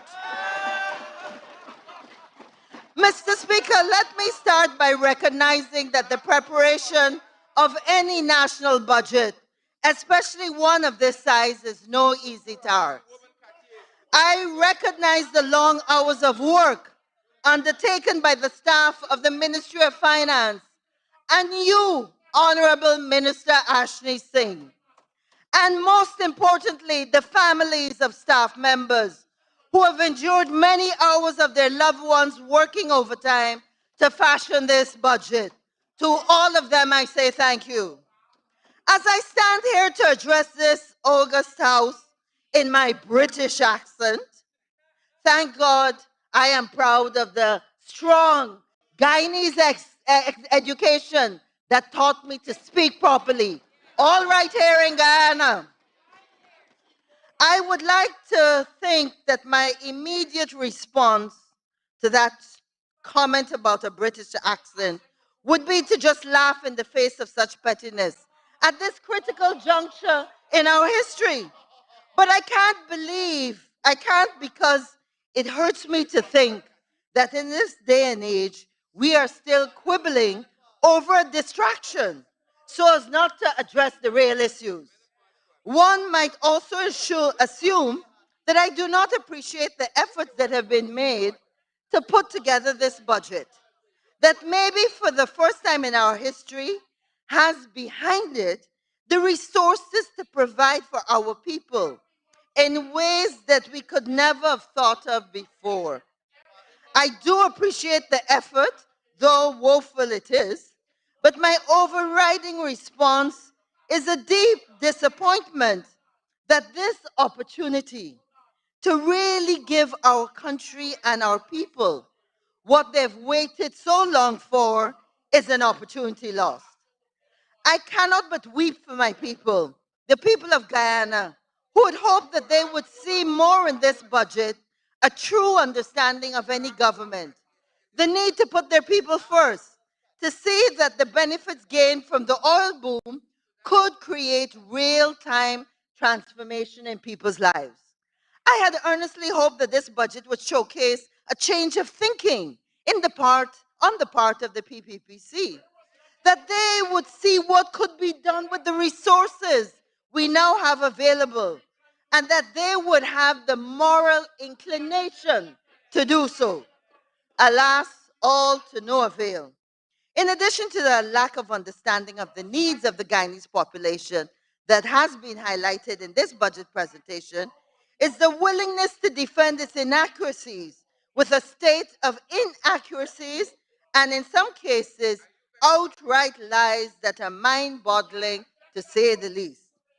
Our aim as elective representatives of our people is to ensure that we provide the means for every last one of them to live full lives, to have access to quality health care, education, the means to earn a living, provide for them a dignified old age, and to use the country's resources towards that purpose. So, on behalf of my people, the people of Guyana, the questions I must ask are these. How does this budget contribute to better lives for our people? How does it improve education and healthcare? How does it allow our people to have the resources to live comfortably? How does it add dignity to the lives of the elderly? Mr. Speaker, this budget has the responsibility to articulate a vision for Guyana, and this is what we're not seeing. What will the country look like in 5 years, in 10 years? Mr. Speaker, Mr. Speaker, a real vision cannot be found amongst the collection of large infrastructure projects thrown together. Mr. Speaker, there are few truths that I hope we all can agree on in this room, regardless of the hostilities, the vitriol, the lack of respect, and downright verbal abuse hurled especially to us women in this honorable house. The first truth is that regardless of which side of the house we sit, any government in office in Guyana from now on will be able to have money to spend on the medium and long term. The gods have given us that gift, and we are thankful. The question is, how do we prioritize the welfare of all our citizens, our children, our pensioners, those with special needs? And how does this budget treat these groups? This must be our number one consideration. Mr. Speaker, this budget is set at 781.9 billion. The first budget to benefit from 31.3 billion from the sale of credit carbons, along the transfer of 2.8.9 billion from the National Resource Fund. Real GDP grew by 25.1%. The US dollar has been relatively stable over the last 2 years and even before. All good, Mr. Speaker. All good, Mr. Junior Minister of Finance. Mr. Speaker, as I am fair in my assessment of the positive nature of these indicators, I want to give credit where it's due. A failing highlighted during these budgets. Mr. Speaker, no matter how you cut it, our nation would be sitting in a totally different place had the APNU AFC coalition not pushed the development of our oil and gas industry, as any good government was expected to. What is sad, Mr. Speaker, is the minister's constant tirade that he collected a damaged economy. Mr. Speaker, at this point in time, I want to remind us all how this economy was ticking as far back as 2018. The rep Honorable member, just give me 1 minute. Member, Mr. McCoy, Honorable Minister, you're in my right ear. I can't help but hear you. So if you could tone down what you want to say and be a bit more effective in it. I'm just getting now overly annoyed with the shouting from you. You get back your time, honorable member. Go ahead. Thank you very much, Mr. Speaker. Yes, I wanted to remind the junior minister of how strong our economy was in 2015. And these are the words of the International Monetary Fund. And of course, Mr. Speaker, I'm going to be sharing all these documents with the Parliament. And this is what it says. Ghana's economic growth strengthened in 2018 with broad-based expansion across all major sectors. Real, real GDP growth grew by 4.1%. And then it goes on to say, production, which was largely financed by direct foreign investments, petroleum sector, public finance, improved in 28 as the central government deficit came in at 3.5% of GDP, lower than the budgeted 5.4, and it goes on. Economic growth increased. The medium-term prospects are very favorable as oil production is on schedule to begin in early 2020. We started in 2019. And there's the director saying that the management of Ghana's oil wealth and the emphasis they need to complement it. They are commended that the National Resource Fund framework aims to save some of the resources. Mr. Speaker, I don't want to spend more time, but to say there was no bankrupt economy in 2018. So, Mr. Speaker, and this is where I want to say that, since assuming office, I want to quote page 1 by the Honorable Minister, who I see had to get up and leave, and that's okay. I know how that feels. Since assuming office, our government set about the task of repairing the deep and lasting damage caused by 5 years of misrule and mismanagement. Now, what's good is that he introduced to this parliament the term intellectual dishonesty. And it's interesting that the minister himself is a victim of his own intellectual dishonesty. So, Mr. Speaker, the shouts that nothing was done have been resounding. But as I said, the facts are here on the emergence of Guyana's oil and gas industry, which the APNO AFC so carefully chartered so that all Guyanese could reap the benefits. And in terms, we know that the road to first oil 2015 to 2019, I want to mention some of the things that we achieved in those 4 short years with less money to spend and restrictions on spending money. We strengthened the GGMC, GRA, EPA, signed a new agreement, a production license, established the EITI, established a Department of Energy, and even created the very first GIPEX oil conference. A big oil conference. We keep hearing that it's the first time. We did it in 2018. 650 persons paid to come. And that was when we were in government. We signed bilateral partnerships, MOUs for training, and got support from the World Bank, IDB, IMF, the Chatham House, the Royal Institute, the Oxford University. It goes on. Tons of work was done, Mr. Speaker, by hard-working, committed Guyanese. It's time we give credit where it's due. Mr. Speaker, I note that in 2016, our inflation rate was 1.4, 2017, 1.5, 2018, 1.6, 2019, 0.1, by the same government that supposedly mismanaged the economy. Today, it's a whopping 7.2% and rising as the food cost highlights. Prudent management of the inflation rate, Mr. Speaker. Mr. Speaker, if we look at Appendix 6 in the budget, of course, it talks about our public debt. And I don't want to list all the figures because of time, but I just want to say in 2018, it was 1.79 billion, and by this year, we expect it to be 4.4 billion. Mr. Speaker, the minister states on page 26, since returning to office, we invested over 10 billion in plant and equipment. This year, sugar gets over 4 billion. And yet, Mr. Speaker, when the coalition was in power and so-called mismanaged the industry, in 2019, 92,282 tons of sugar was produced.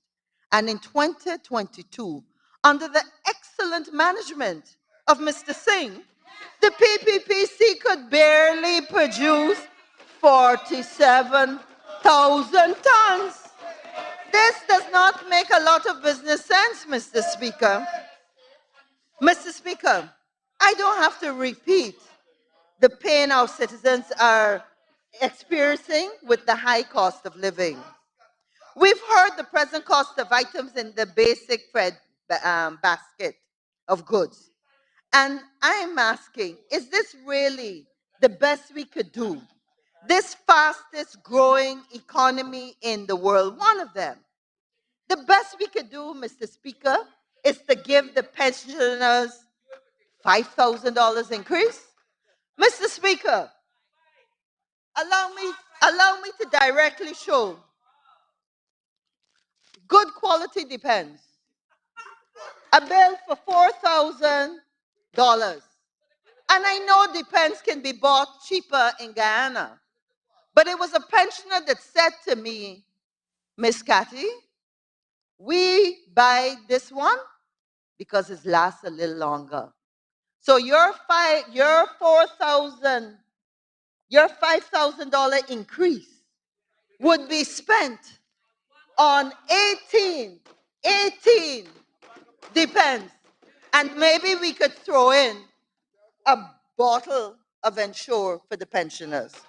Is that the best we can do?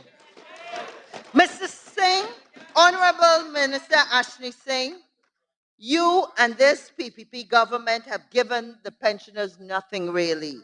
And that's why we had recommended 50%, 50,000. Our persons with special needs, whom the Minister of Education boasts we're going to do more for, which is good. They get an increase of $2,000. Really, Mr. Speaker? That is actually 2 taxi drops, assuming you're living in Georgetown. If you're living anywhere near Herstelling, it would be 2,000 or 2,500, depending on the time of day. Mr. Speaker, there has been much debate about the future of education, and I am strong and I support the programs that are going to improve the ability to give a higher quality education to our students. But Mr. Speaker, we have been told, but we have to ask, how come with a budget of over 700 billion, we have to wait until 2025 for the students, the university students, to get a little something? Mr. Speaker, could we give them a 50% reduction in the fees? Get creative, work together, maybe arrange a 25% rebate, something to help the students in these difficult times. How can we justify putting $4 billion into sports? And I'm a strong supporter of sports. How can we support and justify $4 billion in sports and a little over $3 billion for the University of Guyana, the premier institution where we and the private sector expect our qualified Guyanese students to come out of from, especially given the local content requirements. 5 of the 8 faculties at UG are science-based. Within the Faculty of Social Sciences, there are 12 different disciplines. How do you justify gold scholarship programs? Getting about half of UG's budget with no physical infrastructure of that size to work with. Mr. Speaker, politics should never intrude on our educational capabilities. The Learning Channel, quite possibly, is the most important mass education tool for the primary and secondary education process, education in Guyana, and it must be commended. But this entity has been unable to reach its full potential because it continues to be constrained by nepotism and limited thinking. Why should someone who is related to the sitting Minister of Education be running that facility with no broadcast experience and no education background? These are the issues that continue to plague us, and these are the issues that have to be addressed. Mr. Speaker, we could have used the opportunity of these debates to discuss these issues. Mr. Speaker, how is it possible that the APNU AFC coalition, at a time when there were no oil reserves, was able to make permanent salary increases in wages and salaries for teachers, nurses, doctors, the defense services, police and security forces. It moved from 39,570 in 2015, and again, I don't want to break down, spend time on that, but it moved from just over 39,000 to 70,000 by 2019, a 77% increase. Mr. Speaker, I want Guyanese to understand what I'm saying. I'm making a distinction between putting and increasing your minimum salary and as opposed to one-off cash grants. I want Guyanese to understand that if you were receiving a minimum wage of 39,570 in 2015, and you then started to get by 2019 70,000, it means you were getting an extra 30,430 every month before tax. Imagine by the end of the year, you would have received approximately, roughly, don't knock me down for it, $365,000 extra. Now do you understand, Guyanese, how small that 35,000 one-off cash grant really is? We recommended taking the minimum wage to 100,000. Don't the poorest Guyanese have rent or a mortgage, family, electricity, and all those costs to pay? Mr. Speaker, what is of great concern, which is reflected in this budget, is the government's propensity to provide cash grants instead of increasing wages and salary. And what exactly is a cash grant? I want everybody to understand we're in support of cash grants, but it must be a top up.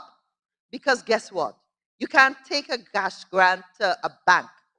You can't use a cash grant that is unpredictable and subjected to the whims and the fancies of this government to give it to you. You can do very little long term with it. So these are the fundamental problems. Mr. Speaker, on the tourism development front, I want to say that what is important, what we have to look at long term with regards to our long term plans for economic development is that information must be driven by data, right? All of us in this house, including the private sector, must be given the opportunity to interrogate that data.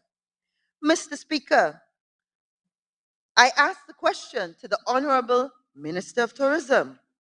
What is the data that we can use that supports the decision to place a much anticipated hospitality training school 6 hours away from the geographical area of our new hotels? All the new hotels are going to be on the coast.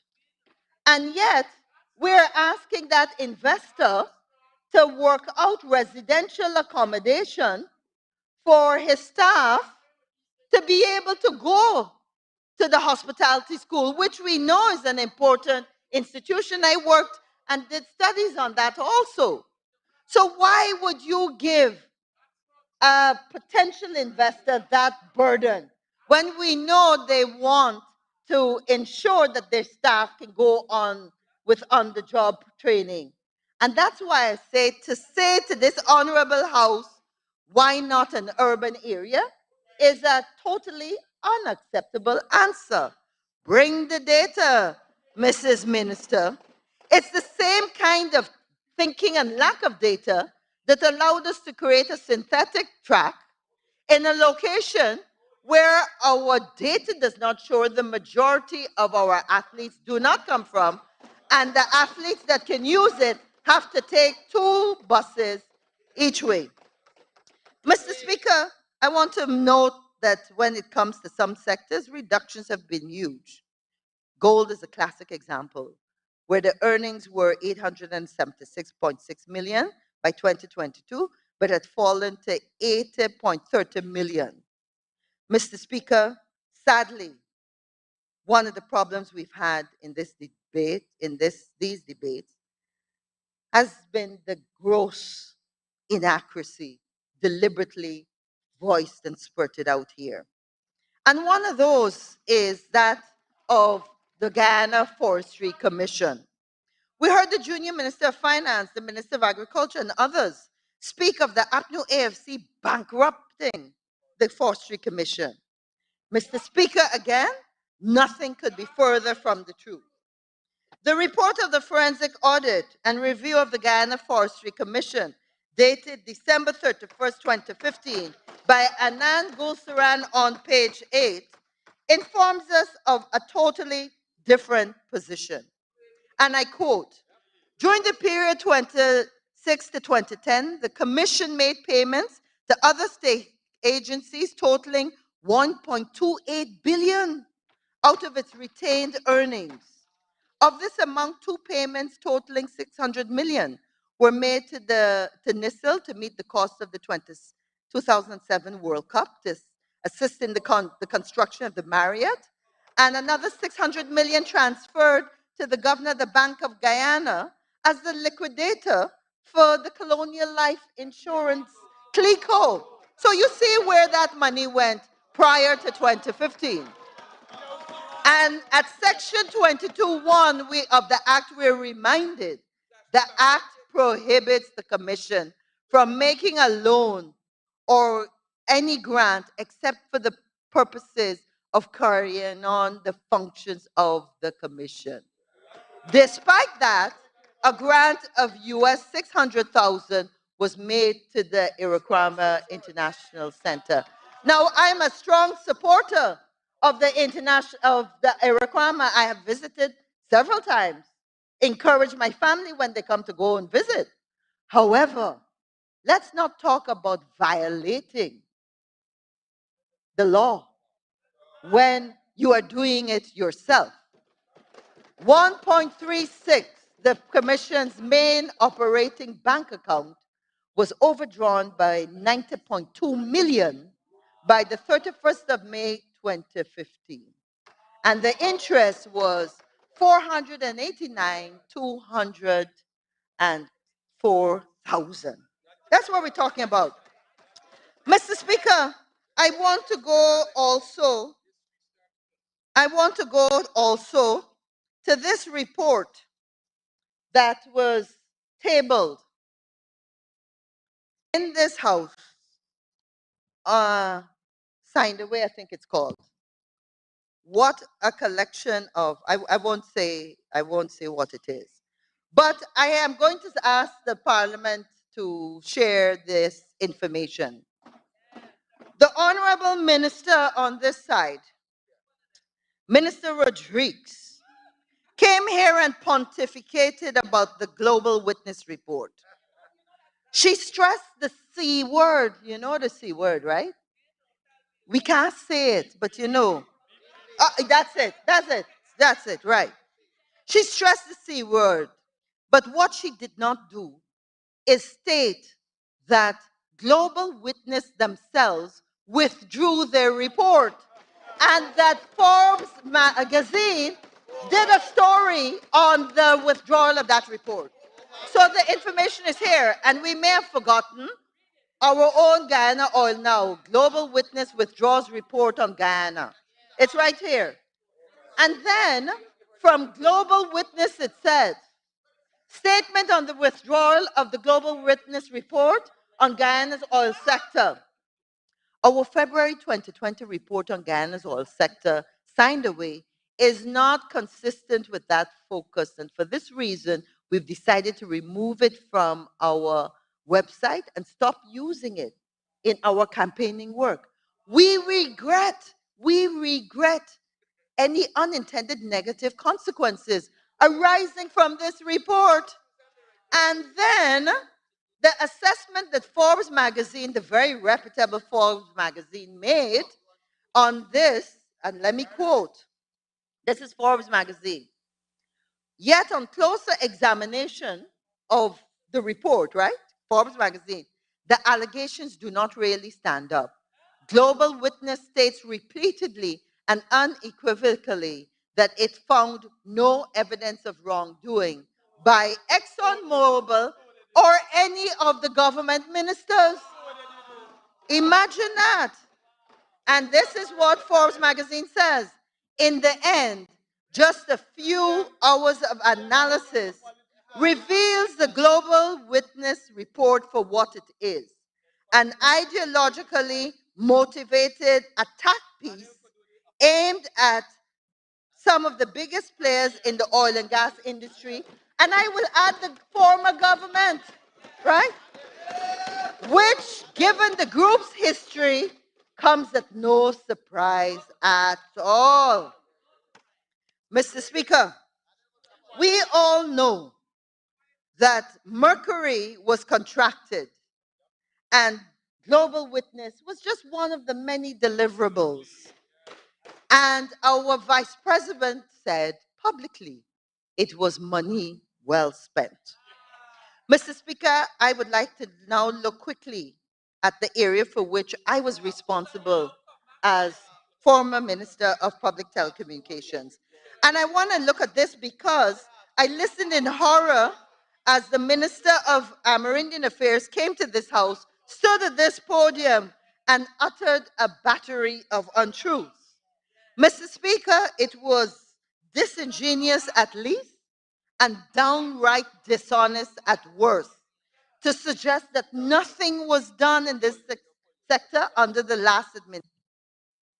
Honorable member, the dishonest to be withdrawn, but before I ask that you get an additional 5 minutes, you you. had, you had, Comrades, my I apologies. said before, Comrades, you had made a statement that the Honorable Minister Manning Chan had hired her relative at the Learning Channel. I would also need you to produce that evidence.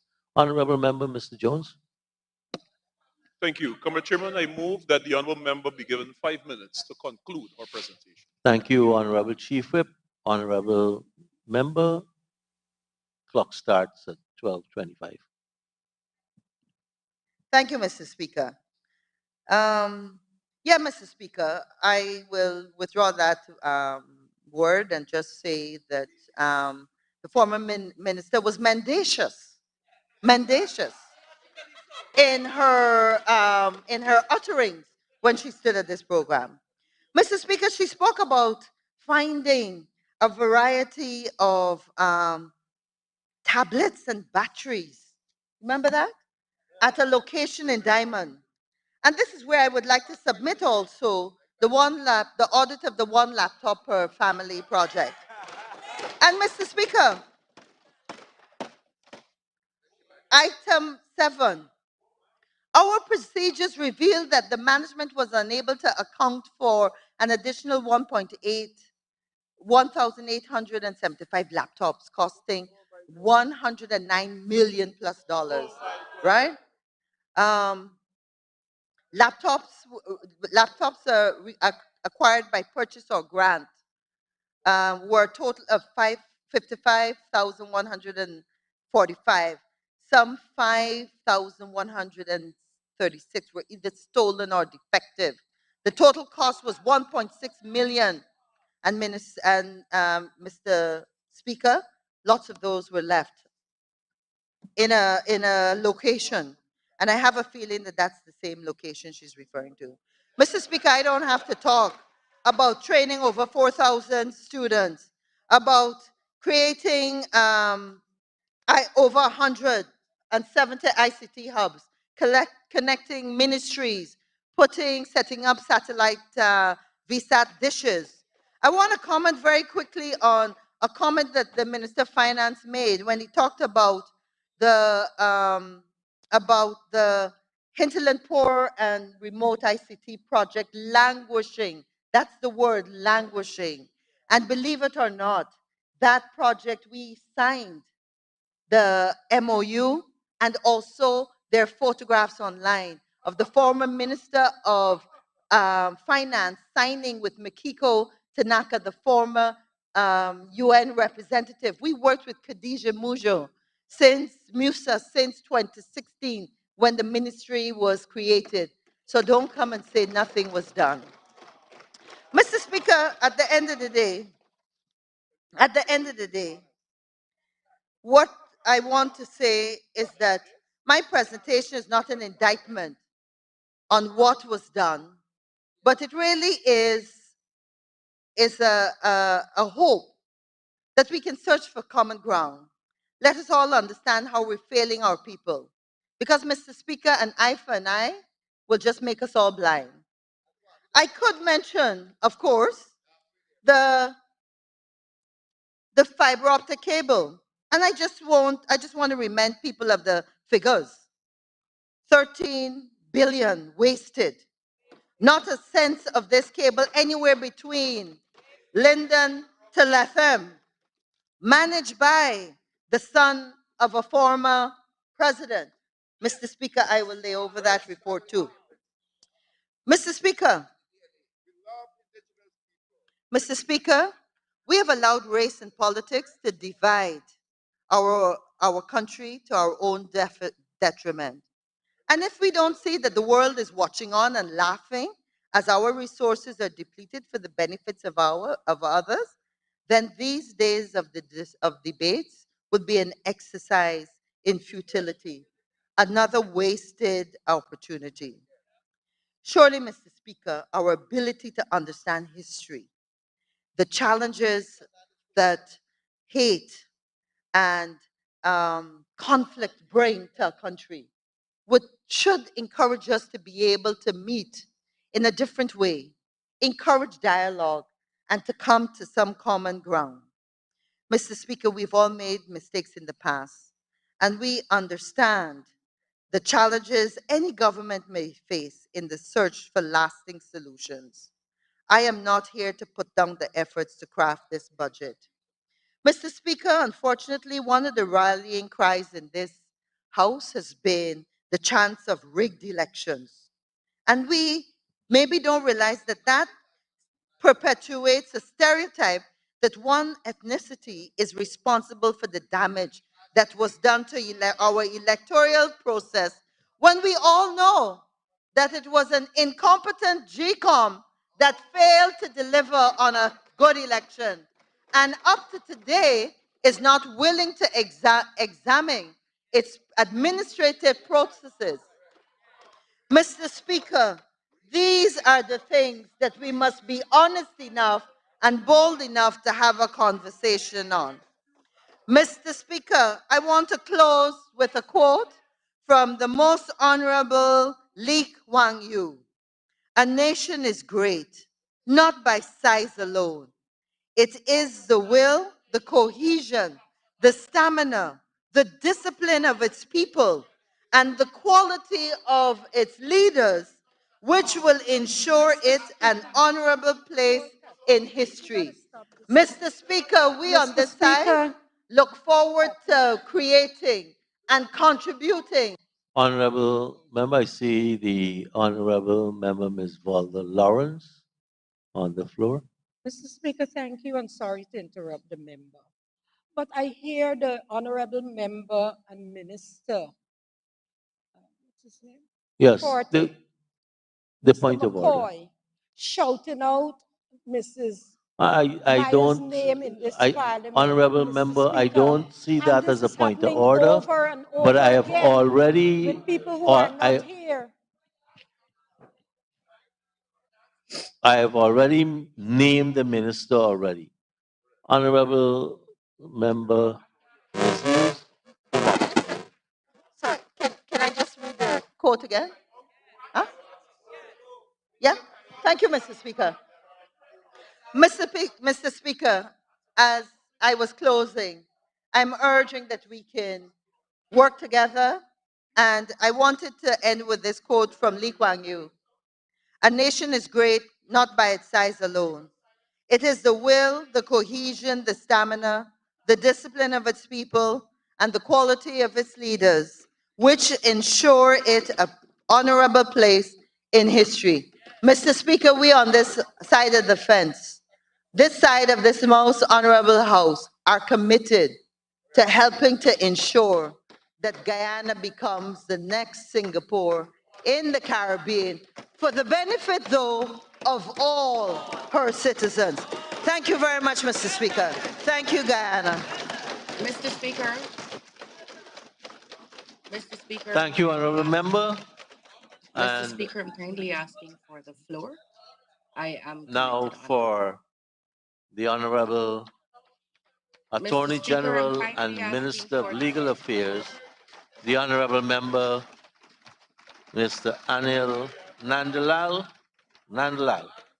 and this system has failed.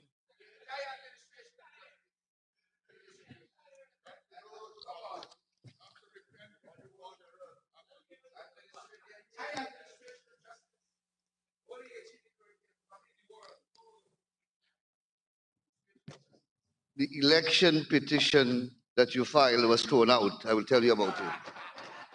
And that is what was important about the case. Mr. Speaker, the opportunity is now mine to offer a few remarks on the 2023 budget.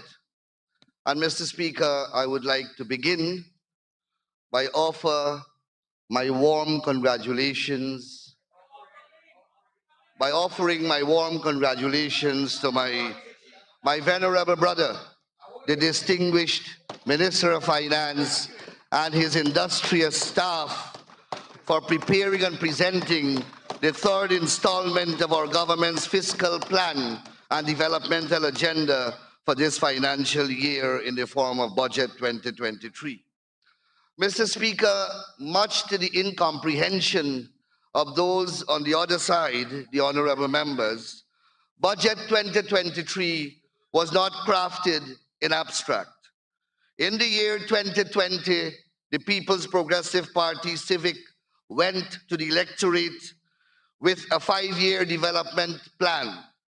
We explained that plan to the electorate, and we asked the electorate that if they support that plan, then elect us to government and we will implement that plan. And elect us they did, Mr. Speaker, and we are implementing the third installment of that plan. Mr. Speaker, the manifesto that we went to the people with, I have it in my hand.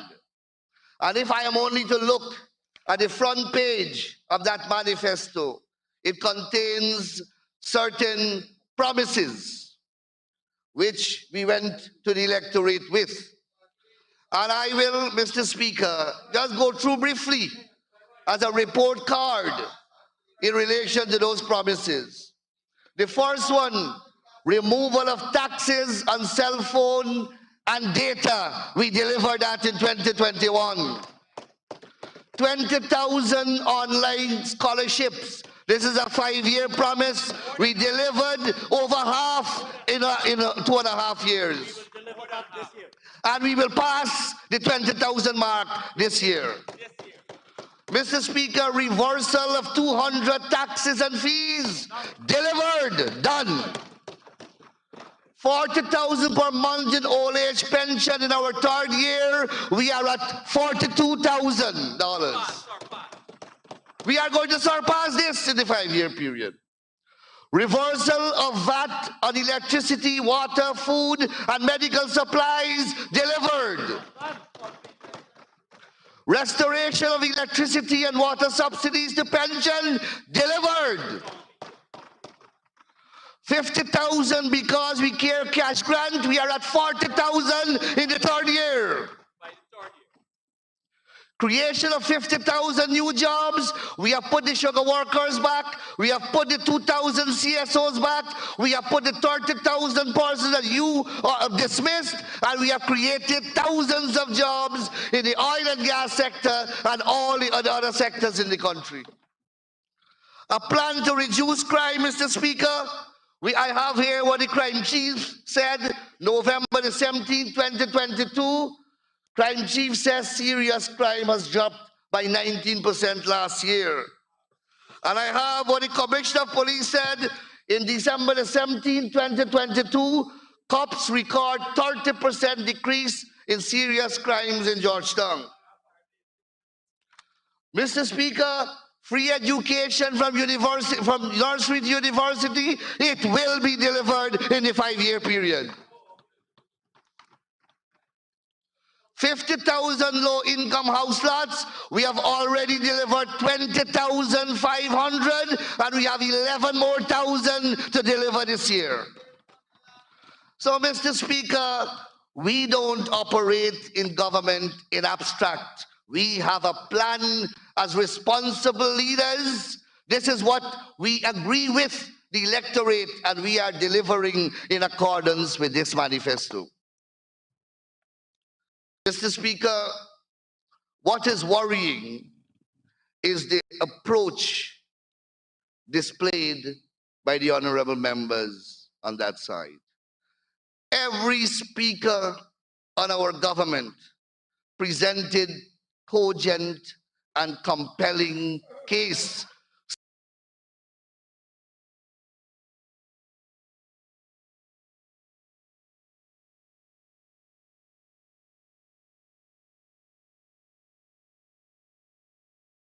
It means that you see nothing good in the budget.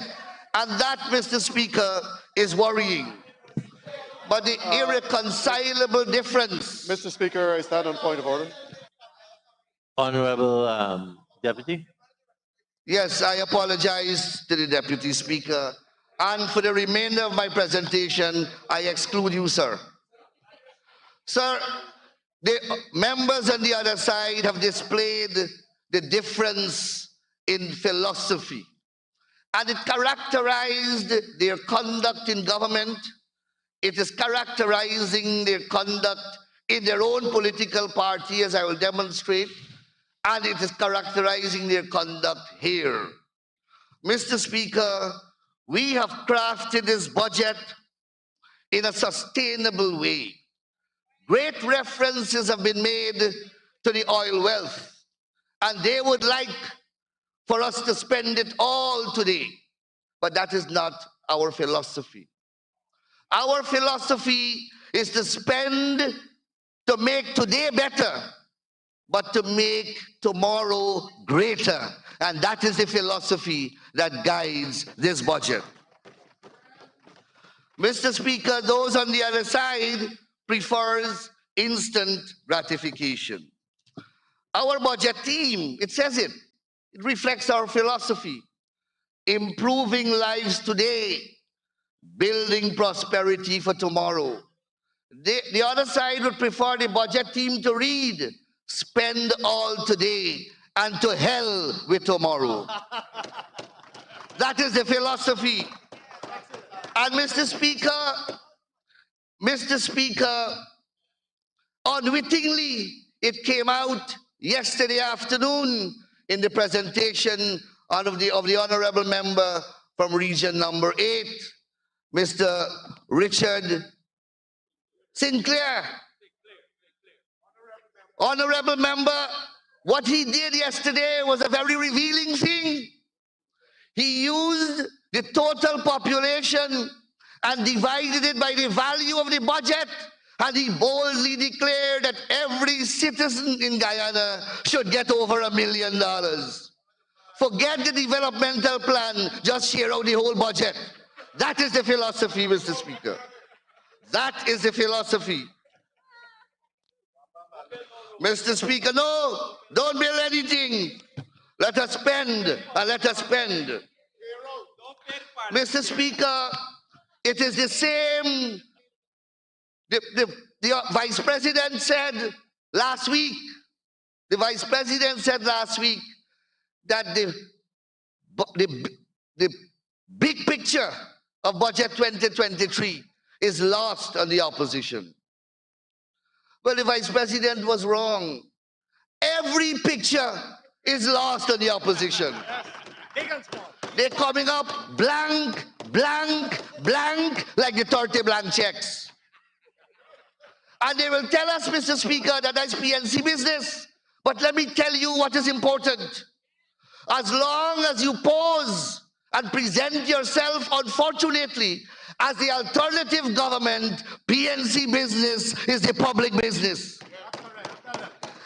And that type of conduct, signing of 30 blank checks, characterized and typified your performance in government. Has no place in government. And has no place in good governance and accountability.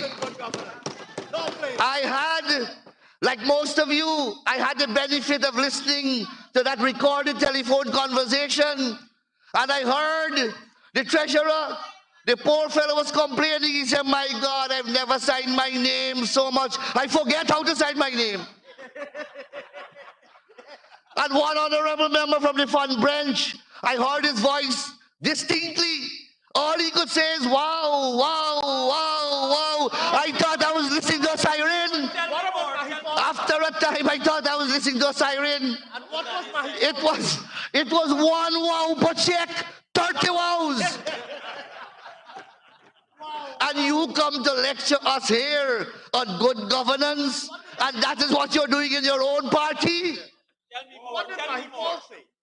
Mahipal said we have to take it to the leadership. Mahipal was smart enough to record the conversation. Honorable AG Mahipal is somebody outside of the house? Oh, okay. Most honorable member. In fact, I have to give him credit. He was very honorable in that conversation. Mr. Speaker. Go ahead. So when they come here to talk about accountability, the people of Guyana must be reminded. Because as I said, it typified their conduct in government. That is why they saw nothing wrong in giving a contract to rent a building in Almoystong, a house, for $12 million to a friend, throwing the procurement process aside. Mr. Speaker, the gentleman bought the house for $20 million and he received 3 months rent in advance, $36 million, before the tenancy commenced. That is how they dealt with public monies. It is a philosophy, Mr. Speaker. It is a philosophy. And let us take incompetence. They have come here, yes, tenant of the last speaker. You heard all the high-sounding notes from the last speaker, but we didn't hear about the tenancy. But Mr. Speaker, they came here and they lectured us about incompetence. I can't speak to every minister. I can't speak to every minister between 2015 to 2020. But let us deal with the Attorney General that they imposed upon us. Let us deal with him. That was a gentleman whose incompetence was unparalleled in any part of planet Earth. Mr. Speaker, imagine he was supposed to be the legal advisor to the government, and within the first year, the government had to end up hiring 6 legal advisors for him. And you are coming here to tell us about incompetence? Mr. Speaker, again, it reflects a mindset. You had a president who felt that he was above the law, and his Attorney General said that to the court. And I'm going to give you examples. When President Granger revoked the Red House lease unlawfully, his Attorney General went to the court and says the president is above the law. Mr. Speaker. Honorable. I rise on Holder. On Standing Order 41, content of speech.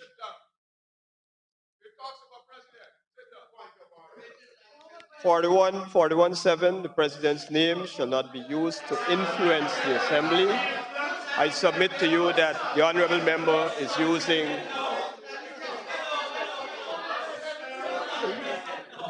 Hold 1 minute, 1 second, AG.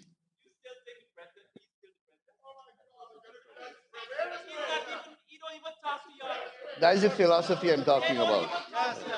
They don't. Thank you. Honorable Member Mr. Holder, I think that standing order refers to the sitting president. Obviously, Mr. Speaker. So I cannot uphold the point of order. Mr. Speaker, I can recall in your previous rulings that if he's not here to defend himself, then the honorable member should not be mentioning his name. Yeah. But we're talking about the policies. I'm talking about track record in government, which I must be able to say. I must be able to talk about that in a budget debate. And Honorable AG, you must allow me to rule Yes, of and course, then sorry. give you the floor. Okay, you may continue now, Honorable Thank you very AG. much, sir. Sir, I was speaking about a philosophy that was reflected in policy and behavior on that side. And the president at the time felt that he was above the law. So he unlawfully rescinded a 50-year-old lease for the Red House. And his attorney general went to the court and said that the president is above the law, that he can't be sued. He's not answerable to any court. The court overruled him. He did not learn. The president then rescinded 50 rice farmers' leases at MMA. He went to the court again and he argued that the president is above the law. The court overruled him. He did not learn. The president unlawfully appointed James Patterson to head GCOM. And he went to the court again and he said that the president is above the law, and the court overruled him. And Mr. President, Mr. Speaker, he did not learn still. Only this week, he went to the CCJ and he told them that he's above the law, and they chased him out. Look at this. No one is up. Yeah, but Honorable AG, I don't think the CCJ chased anybody out. I think you could use better language. The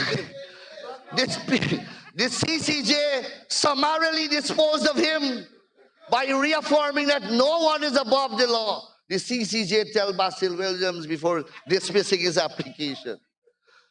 The people must know the level of incompetence that this nation had to endure. And then you on that side coming here to lecture us about competence in government. Mr. Speaker, and rightfully so, I must give you credit. You saw the disaster that he was and you replaced him. But you replaced him with Honorable Member Ford. And your fortunes have not fared better. Mr. Speaker, I can't go through case by case, but let us take the two most important cases. That is their two elections petition. Mr. Speaker, when they filed the petition, Mr. Ford boldly held a press conference in front of the High Court. And he told the nation that by these two petitions, the PPP will be removed from office in 6 months. Well, Mr. Speaker, in 6 months, both of his petitions were dismissed, and the PPP is here 2.5 years later, stronger and better than ever.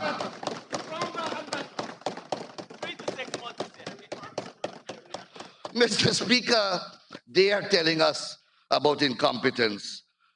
Mr. Speaker, the honorable members on that side have once again resumed that discredited narrative of accusing this government of extrajudicial killing. The honorable member Coretta MacDonald stood there at that podium and alleged that the families of the Henry boys, of Harry Singh, of Quindon Bacchus, and Orrin Boston are still waiting for justice. And you hear the echo, yes. It is the philosophy, Mr. Speaker. What the honorable member has omitted to tell the House is that 2 persons have been charged and committed for murder for the Henry boys. A preliminary inquiry was held and they were committed to the High Court. 4 persons were charged for the death of Harish Singh, and they did a PI and they have been committed to stand trial. 3 officers have already been charged after an independent investigation was done by the Police Complaints Authority in relation to the death of Quinton Bacchus, and the cases are going on in the court. A SWAT constable was charged with manslaughter in relation to Orrin Boston. And Mr. Speaker, they would come here and they would create that subtle racial message that the PPP government is unleashing a police force against them. That is the subtle message of racism. And Mr. Speaker, we know what they caused as a result of some of these killings. the violence on the roadways of West Coast Berbice, the robbery, the vandalism, the arson, the destruction of properties. And on the east coast of Demerara, the robbery of hundreds and the destruction of properties going into the millions is as a result of some of these deaths. Mr. Speaker, I consulted with the police force and I got the statistics, and I will share it with the Parliament, that between 2015 to 2020, before August, 41 persons died in police custody or at the hands of the police. Almost 8 per year while you were in government. We never alleged extrajudicial killing. We never put people on the road. We never encouraged people to beat, burn, and rob. That's the difference in political leadership. That's the difference. That's the difference. Mr. Speaker, I can speak personally to 2 of these victims. Lal Bachchan, he died at Sadi Lockup on June the 31st, 2019. And Kali Charan Sewak, he died at Sparandam Lockup on January 28, 2019. Instead of alleging the extrajudicial killing, instead of playing politics with the death and tragedies of these people, we instituted legal proceedings on behalf of their family, and we won millions of dollars of compensation against them. For them, that is the difference in leadership, Mr. Speaker. That is the difference in leadership. Mr. Speaker, I can continue, but let me move quickly to the legal sector. Mr. Speaker, this year is going to be a watershed year for many projects in the judicial and legal sector. And I'll begin with the establishment of a law school on these shores, a regional legal educational institution. Mr. Speaker, and it has some history. And thanks, Minister of Finance. Let me resuscitate and remind the honorable members. Your Honor, Mr. Speaker, where are we going to tell you who vision it was? One day in 2017, we heard big press statement that the Council of Legal Education granted permission for the establishment of a law school. Big spread in the newspapers. And then, Mr. Speaker, an agreement was signed by an unknown university to partner the government of Guyana. Look, the Attorney General well attired in his suit. You can't stop them for pomp and pageantry. They had a signing, and it was obviously front page in the newspapers. Signed an agreement, they got permission. Mr. Speaker, he didn't stop there. He did not stop there. 15 acres of land was identified at the University of Guyana. A sod was turned. Pomp and ceremony. Pageantry. They did an image, an artist image of the law school. Look at here. Where is it? I have it here. Artist image. Pomp and pageantry. They give it a name. The JOF. The JOF Haynes Law School. They give it a name. And then lo and behold, a public statement was issued by the Council of Legal Education that they never gave permission for the establishment of a law school in Guyana. No.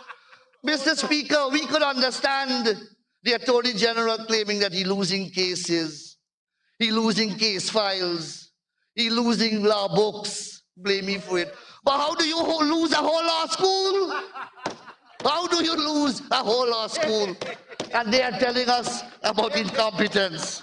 Mr. Speaker, fortunately last year, September, permission was granted by the Council of Legal Education, the proper authority, for us to begin work on the establishment of a law school here. And Mr. Speaker, the government has established a team, and that team will be working with the judiciary, with the University of Guyana, with the Guyana Bar Association, towards the attainment of this objective. So, Mr. Speaker, we are doing things the proper way. Not the way that they used to do it. Mr. Speaker, this year also, the important commission to reform our constitution will be established. Last year, we passed the Constitutional Reform Commission Act, and this year we'll see the establishment of the constitutional reform, and we hope that the opposition will come on board and cooperate with this process, because after all, they promised, as we did, that we will deliver to the people constitutional reform. They have failed abysmally before, and we hope that they will not fail the people again. Mr. Speaker, this year also, well, last year, we inducted a batch of special prosecutors comprising of LLB students whom we specially trained at the University of Guyana in a very innovative initiative where we had the Chief Justice lecturing, the Director of Public Prosecutions lecturing, and visiting legal luminaries from across the Caribbean lecturing in a specially comprised program to equip these Bachelor of Laws holders with the necessary skill set to put them alongside the police prosecutors in the magistrates' court. Mr. Speaker, we graduated from that program 35 special prosecutors who are currently in the magistrates' court in our country in regions 3, 4, 5, 6, and 10. Mr. Speaker, another batch of 35 will begin training within a month's time, and once they graduate, they will also be unleashed in the courts of our country, giving priority to the courts that we have not yet covered. Mr. Speaker, last year we implemented the Restorative Justice Act, and this year we are going to establish a Restorative Justice Center and a secretariat that will bring the act into fruition.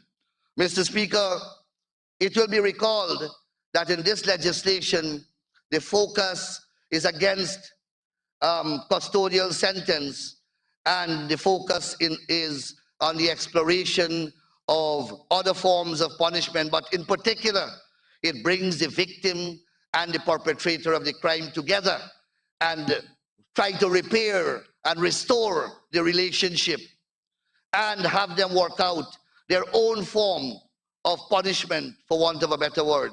And significantly, it goes into the society itself, trying to find the root cause of the criminal conduct and working to address it. It's a very important social reform in our country that will take root in the criminal justice system during the course of 2023. And of course, it is directed to non-violent offenses only.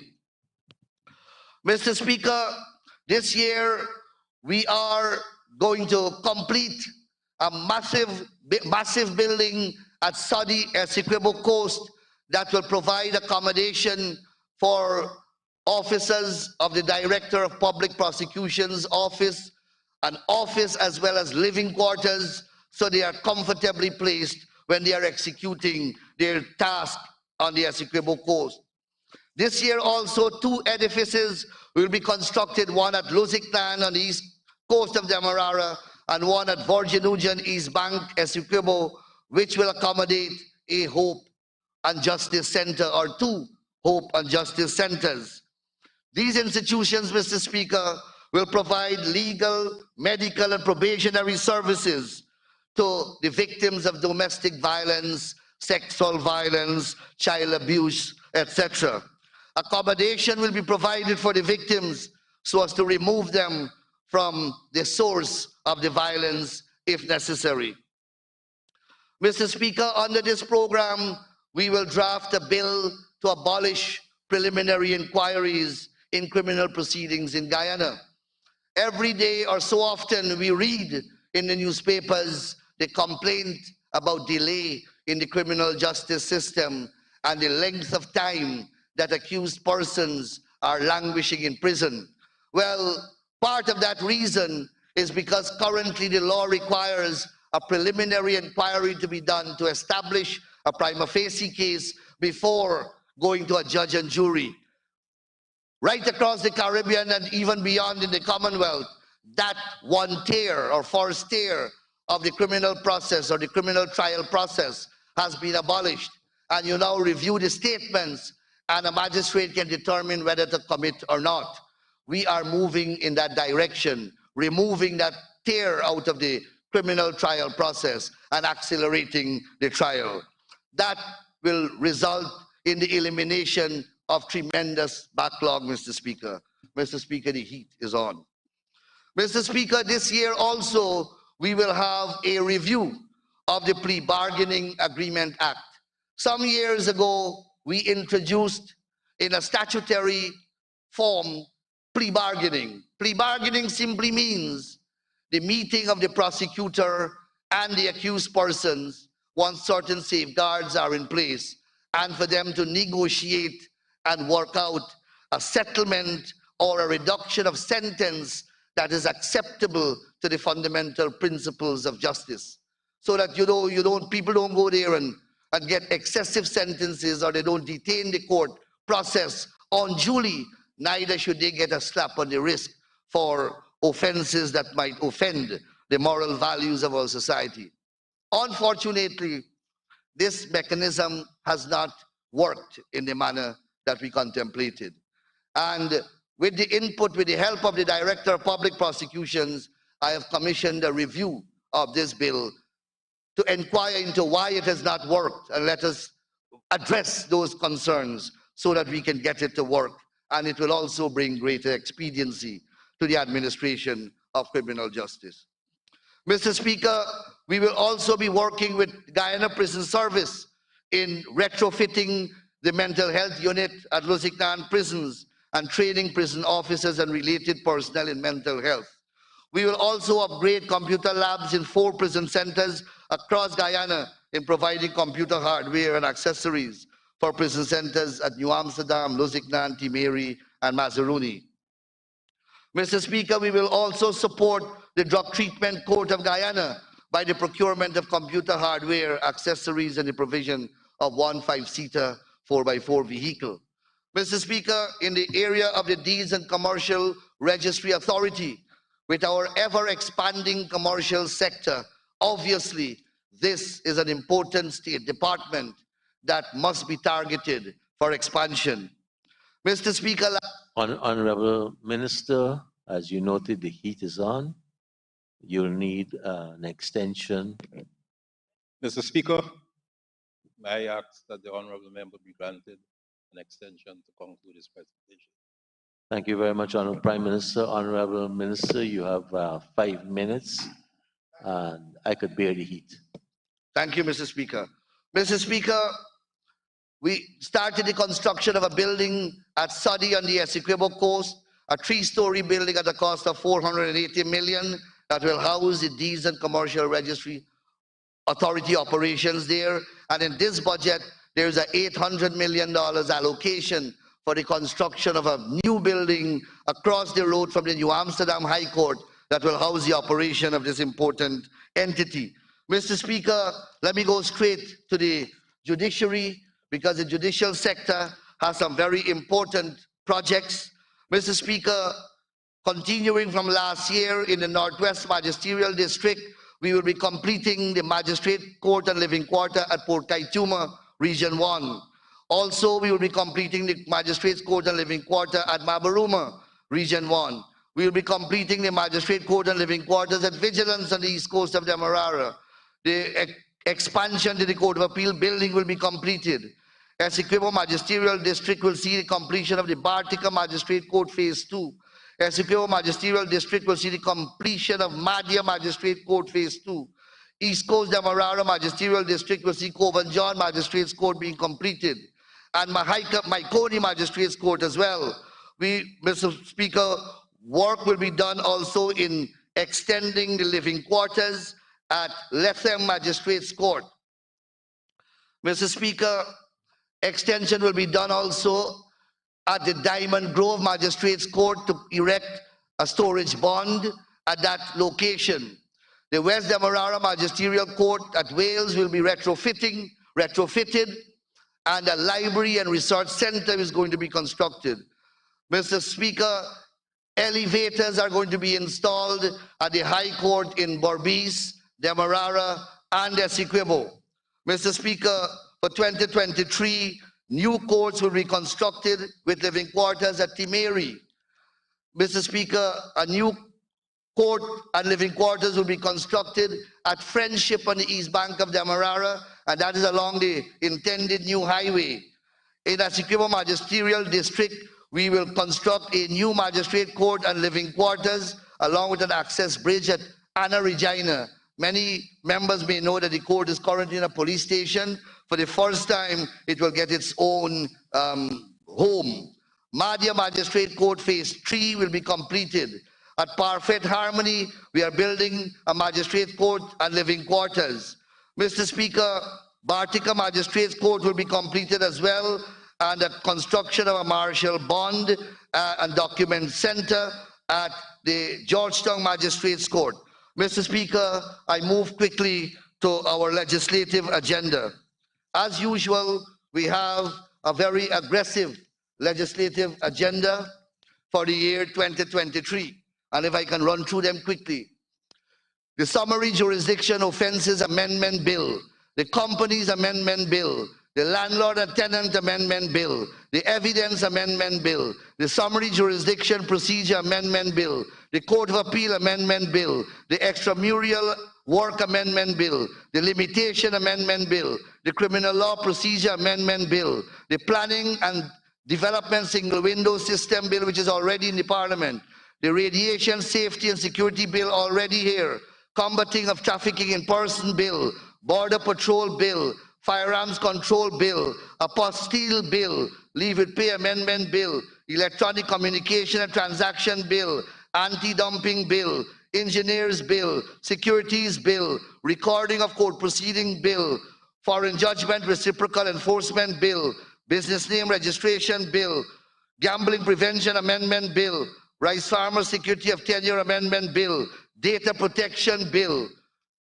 Health Information System Bill, Real Estate Bill, Food and Drug Bill, Gaming Bill, Criminal Law Procedure Pre-Bargaining and Pre-Arrangement Bill, Paper Committal Bill, Petroleum Production Bill, Electronic Case Management System Bill, National Intelligence and Security Bill, Surveillance Devices Bill, Arbitration Bill, Public Health Bill, Solid Waste Management Bill, Family Violence Bill, Subsidies and Countervailing Measures Bill, Safeguard Measures Bill, Social Workers Licensing Bill, Corporate Tax Amendment Bill, Caribbean Community Amendment Bill, Sexual Offences Bill, and Mr. Speaker, there are a series of legislation that we are required to bring in conformity with our international obligations. Also, before I close, Mr. Speaker, this year, myself and my brother, the distinguished Minister of Finance, will lead Guyana's efforts in preparing Guyana's financial structure for mutual assessment at the level of the Caribbean Financial Action Task Force. That will require us to pass a whole set of new bills, regulations, and and also bring together all the relevant players and prepare them for that assessment. Before the Cabinet of Guyana is our national plan for the year 2023 to prepare us for that very rigorous and important exercise. So, Mr. Speaker, I spent this year, this time in my budget, to outline the level of work that we have to do in Guyana in establishing that important legal framework that will cradle the developmental agenda of our country. And Mr. Speaker, I again appeal to the other side. I heard the empty words of the Honorable Member Cathy Hughes about they're on board.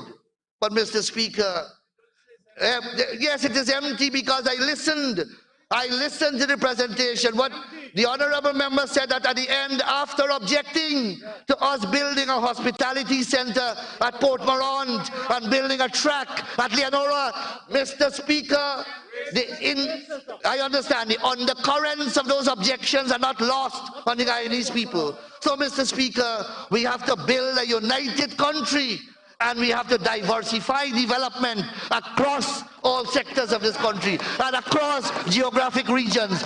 We will not develop one region in our country, Mr. Speaker. Mr. Speaker, with those few remarks, I lend my 100% support to Budget 2023. Thank you very much, Mr. Speaker.